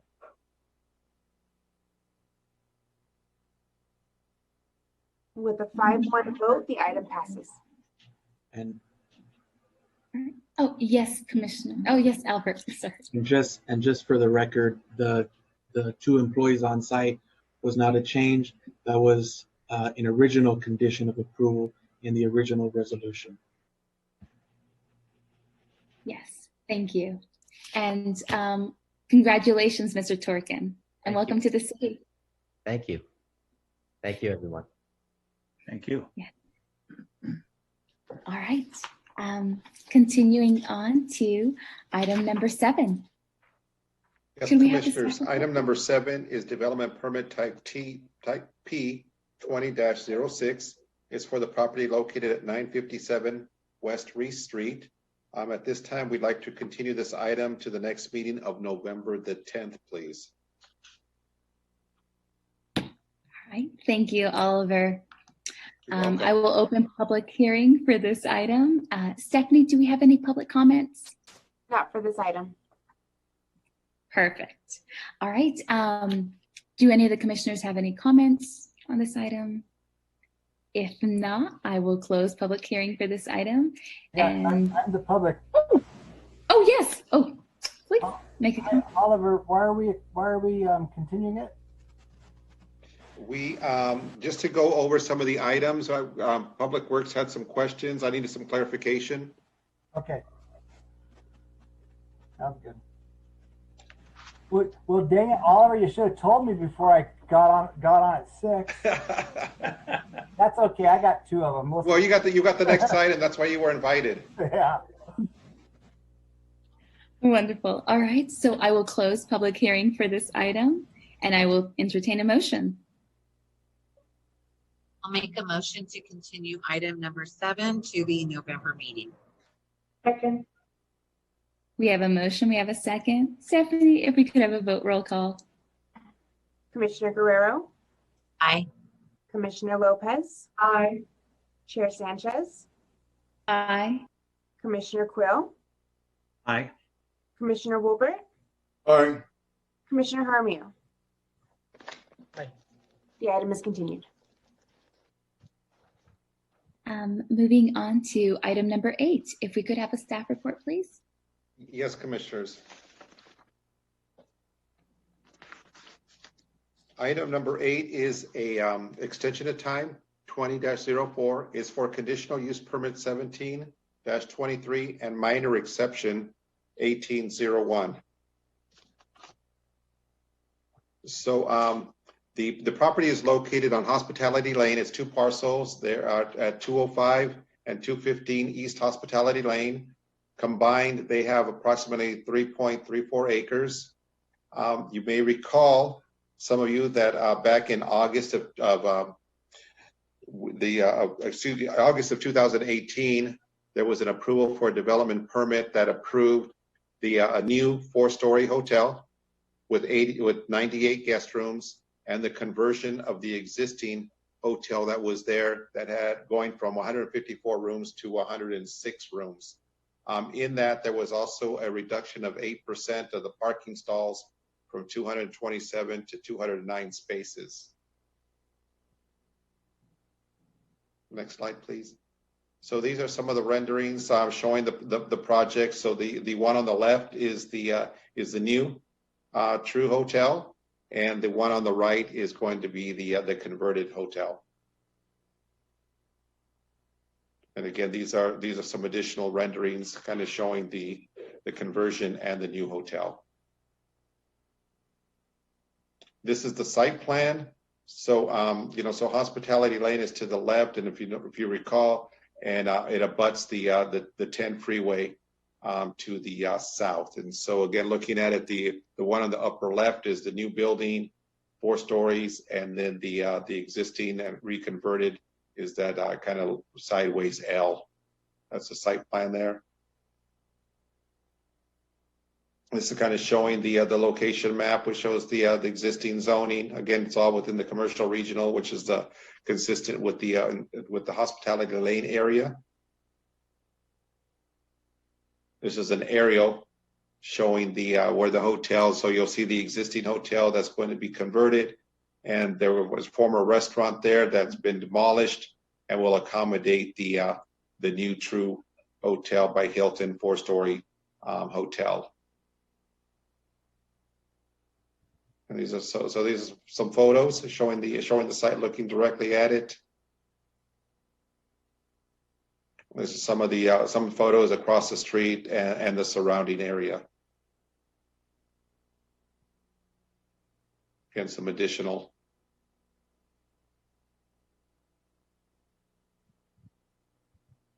So our recommendation that the Planning Commission adopt Resolution 2020-051, finding the CEQA exemption and approving the extension of time for this item. The applicant, well, Ed Bonneman representing the applicant is here. The request for the extension is that they're moving towards the completion of their construction documents, and my understanding that they'll be ready to proceed shortly. But the wanted some surety with the extension of time. They filed their application, and we're presenting that for you for that formal extension. That concludes my report. I'd be glad to answer any questions. And Ed Bonneman, representing the applicant, is here as well. Thank you. Thank you, Oliver. You're welcome. At this time, I'll open a public hearing for this item. Stephanie, do we have any public comments? Not for this item. Perfect. I'd like to open it up to the applicant if he has any comments to add to Mr. Mojica's report. Nope, I think Oliver summed it up well. I just want to thank staff for bringing this forward so that we can get the time extension put together, give them a little bit more time to get this project done. When COVID hit at the beginning of the year, they had a pretty good head of steam on it, and they just sort of pulled back, and so they need this to make sure that their entitlement stays in place. So thank you to staff. All right, thank you so much. So I'll go down from word to word. Commissioner Guerrero, any comments? No comments. Thank you. Commissioner Lopez, any comments? No comment. Commissioner Quill, any comments? Looks like a great project. No comments. Commissioner Wilbert, any Great comments? project, go for extension. I hope that it goes very, very well. Thank you. Commissioner Jaramillo, any comments? No comments. Looks like a good project, and that's it. Perfect. I had just one comment. It said that the reason for the extension is the final design packages. Will that be done soon or within the next few months? Or well, right now they'll look to see how this economy sort of how this comes back for traveling, and they just need enough time to decide when they're going to pull the trigger on it. So we'll see what the economy does, and if they can make it move forward sooner than later. So it'll just be a business decision. perfect. All right. Well, thank you so much. I remember this project and I think it's beautiful. So I have no problems. Does anyone else have additional comments on this item?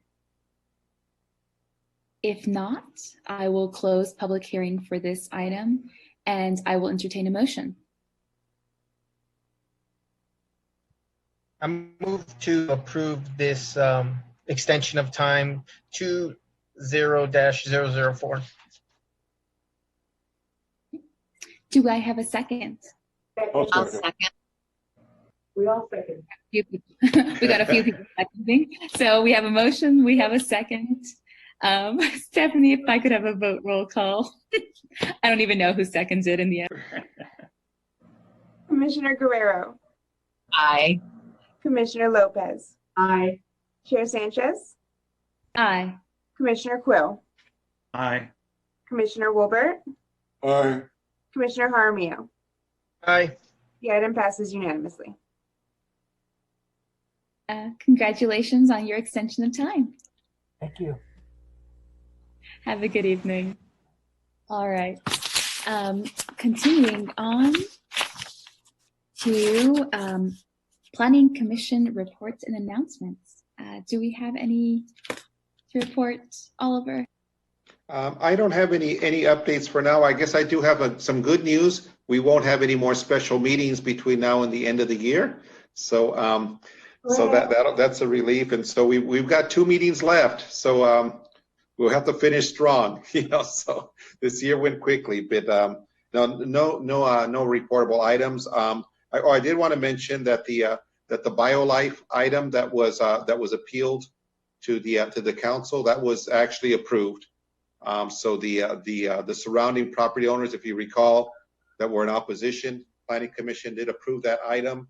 It went before the surrounding neighbors or other businesses. They did appeal it, and that was presented at the last meeting, and the council upheld the Planning Commission's approval. So that item's still moving forward.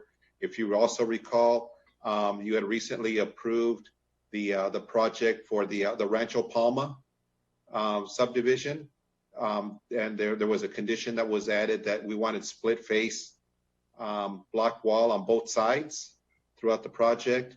The applicant has appealed that condition, and that will be going before the city council at their November meeting. And so, and then lastly, we had you recall the Warmington Homes project. We had the 96 unit PUD over there on Ferry, just by the freeway. So they are moving forward. They will be presented to the city council on the November 4th meeting as well. And I guess there was a lot of actions at council now that I think about it. And they also conducted the first reading for the approval of the ordinance for social services. So that was approved at your last meeting, and so it was presented on the 7th, and they approved it. And the second reading will be on the 21st. So for not having anything to say, I guess that's it for right now. Thank you. I have a question, Oliver. Yes. I read in the Sun paper today that it was approved at the first reading at 750 feet. Wasn't that is that an error? That was an error. It was 1,000 feet. Yeah, it was 1,000 feet. So that's what I thought. Yeah. I just wanted to add too, is the other day I was driving down 5th and Mount Vernon, and I see Pepe's Lounge, that they did follow through in repainting. It's not that horrible yucky white, not white, yellow. And I noticed that they also affixed a more professional signage instead of just painting. And as I recall, those were 2 of the items that were requested by the Planning Commission. So that was very good to see also. Good. I'm glad it worked out. I kind of like the yellow bit. As you can tell, I've got my red wall. So what could I say?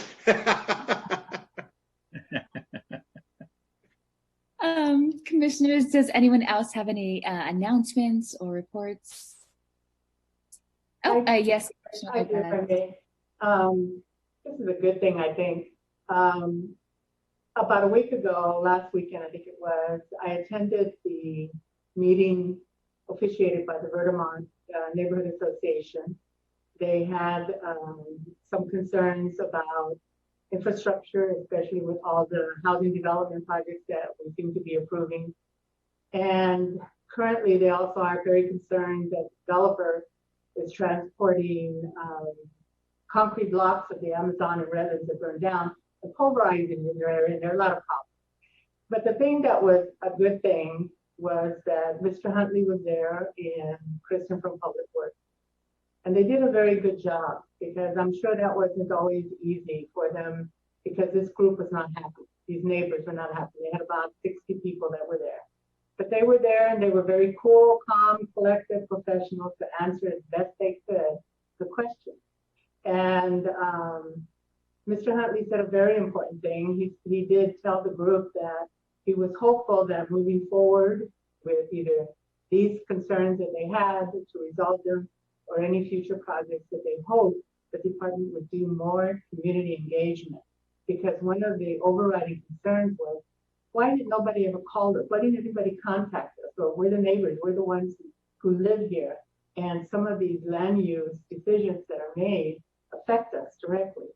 And of course, they didn't go through the whole process of notifying residents and all of that. But these are the same complaints that I heard when we were involved with the TAD. And I felt like, you know, it was a reminder because what they were saying were things like, we don't seem to get answers. There isn't transparency.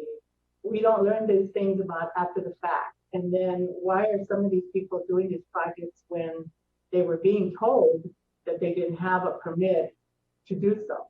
And so there were some problems there with staff as well as Councilman Nichols answering some of those questions, but they did resolve that they were going to look into it. What it impressed on me was that because I went through with the TAD project in Muscoviabi, and there's probably going to be future projects as well. And from what I heard at the Vermont, well, you'll be hearing more about them because they're organizing and they're not happy with some of these things. But one thing I frequently get asked is, who are these people who are approving these projects? And they don't even talk to us. And they didn't know I was a planning commissioner. I just responded, as I always respond, they're residents just like you. They're homeowners, property owners, residents like you who are trying to make the best decision. But it also reminded me that we can or shouldn't make decisions in a vacuum. And the reason why I went to that meeting was because people sent me a flyer. Some of the people that were there, they invited me specifically because they knew I was a planning commissioner and because I do work with the neighborhood associations as well. And I went basically just to learn more. What is it that were the concerns and so forth. So I was very pleased that Mr. Humphrey was there and Kristen. I was very pleased that they answered the questions as best as possible. At some point in the meeting, they asked them to leave because they wanted to talk among themselves and decide what their next steps were. Mr. Humphrey and Kristen left, and then that's when, whoa, you know, the other concerns came out and so forth. I know that the staff, and some of you probably know, how people may view how this process goes and everything. But I think the key thing that Mr. Huntley said was in the future, we hope to engage the community more so that we have some of these discussions before, not after, and then we're scrambling to maybe address or mitigate. He also reminded them that, you know, it's time for the general plan, and maybe this is another opportunity for the community to become engaged and so forth. I know I'm going to be engaged. You're going to be seeing me at all of those forums, and we're going to be doing a lot of things in terms of the neighborhood association. But it was a good reminder for me. Make sure I research, make sure I know what these proposals are, and ask the questions that I guess residents want to have asked, because a lot of them do feel intimidated that they can't come to share what their concerns are, and that we can't and shouldn't be making decisions in a vacuum. I also like to thank Commissioner Wilbert for his comments about the piecemeal planning and so forth. And I don't think he said that criticizing this particular gateway project or the staff or anything. But we have, those of us who have been here forever, kind of know of other proposals and surveys and everything asking residents, what is it that you want to see downtown? And he mentions the drive-through, which is a concern also because I know a lot of residents, at the last survey that was done, I think when Mark Persico was here, wanted sit-down restaurants, gathering places, things that would bring people. I know sometimes we feel like this is what we get, this is what comes across our table, but I think his comments were just a reminder for us that we are looking for a long-term vision for our downtown and our city. And the last thing is I got several requests from some of the neighborhood associations about a list that Mr. Persico, when he was here, he implemented a list that showed all the projects by ward and area and what their status was. And I think at first he did it for the planning commissioner so that we would know whatever happened to that one that was approved more than a year ago, but it hasn't been built. What's going on? And for some reason, then it would stop. So they asked me why, because he also made them available to the neighborhood association. He would send them. We arranged it so he could send it to us, and we distributed to the presidents of the neighborhood association. But for some time now, that stopped. And because I think maybe they're asking me if that's going to come back, Oliver, because I guess some of them have been involved in land use issues and they would like to be informed. I told them I would bring it up. Is that's their request? Can that be brought back, and or how can they be informed of things that are happening in their ward? What the status is? Is it pending? Is it completed? So forth.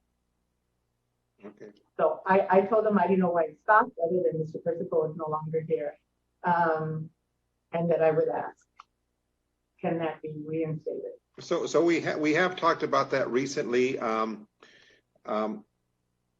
That major projects list was kind of Mark's baby, if you will. When he came on board, he did believe in, like what you're saying, getting that information out so people know what's going on.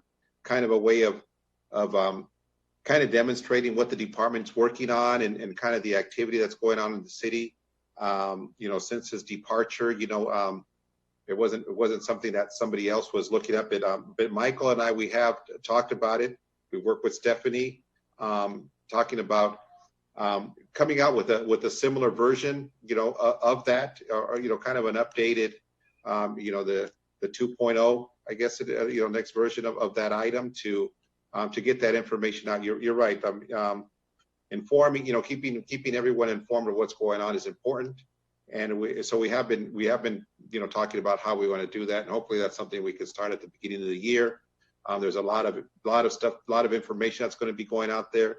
We'll be underway of our general plan. There's going to be a lot of things that are going on, and so Stephanie's kind of the keeper of the newsletter for us, I think, for the department. And so I say we loosely, mostly Stephanie, trying to craft what we include in that newsletter and what should be in there. And so we will be working on that, and that is our goal. The public information is important. I appreciate that. Keep me posted, and we'll give you a venue whereby to distribute it, and we'll take care of distributing it and educating from our part. Okay, that'd be great. Thank you. Wonderful. You're welcome. Do any of the other commissioners have any other comments or something to report?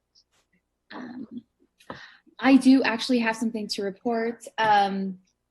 October 26th to the 30th, there's going to be something called Trunk or Treat, and it's basically a drive-through kind of spirit thing for Halloween for the kids.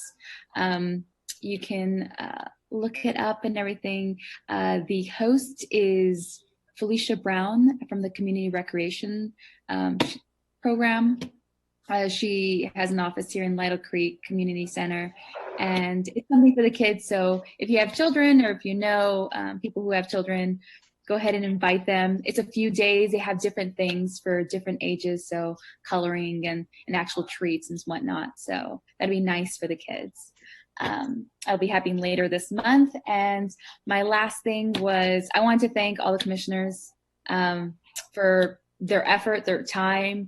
Thank you for reading the agendas, because that's really important. That's how we get these conditional, of approval really down pat and everything. So we look smart to everyone else, and we're actually showing it and being an asset to our community. So thank you for reading them. And I know Oliver always mentions it to me when I meet with him. He's just like, if you have questions, call me. We're so happy to have your calls, like to ask questions or anything. So please use the staff and everything, communicate with them, because they're always open and ready to answer our questions. So that Absolutely. When these projects are being presented, we can be united and really kind of bring forth a strong idea for our city and every ward. So it's not just my ward that I'm concerned about, it's everyone's. So thank you for your guys' effort and your time. So with that said, I think we'll have, I think we already did the director's report. So we'll go to the adjournment portion of our meeting. Do I have a motion? Yes. Do I have a motion to adjourn the meeting? I make the motion that we adjourn the meeting and meet until the next time as noted. Perfect. I will second that. And so we have a motion, we have a second. I don't think we'll need a vote. Roll call, but so we can all have an aye. Aye. Wonderful. All right. Well, everyone have a great evening, and until next month. There you go. Have a Right, good, thank you. have a good trick or treat day. Good night. Thank Yes, you. good Good night. night.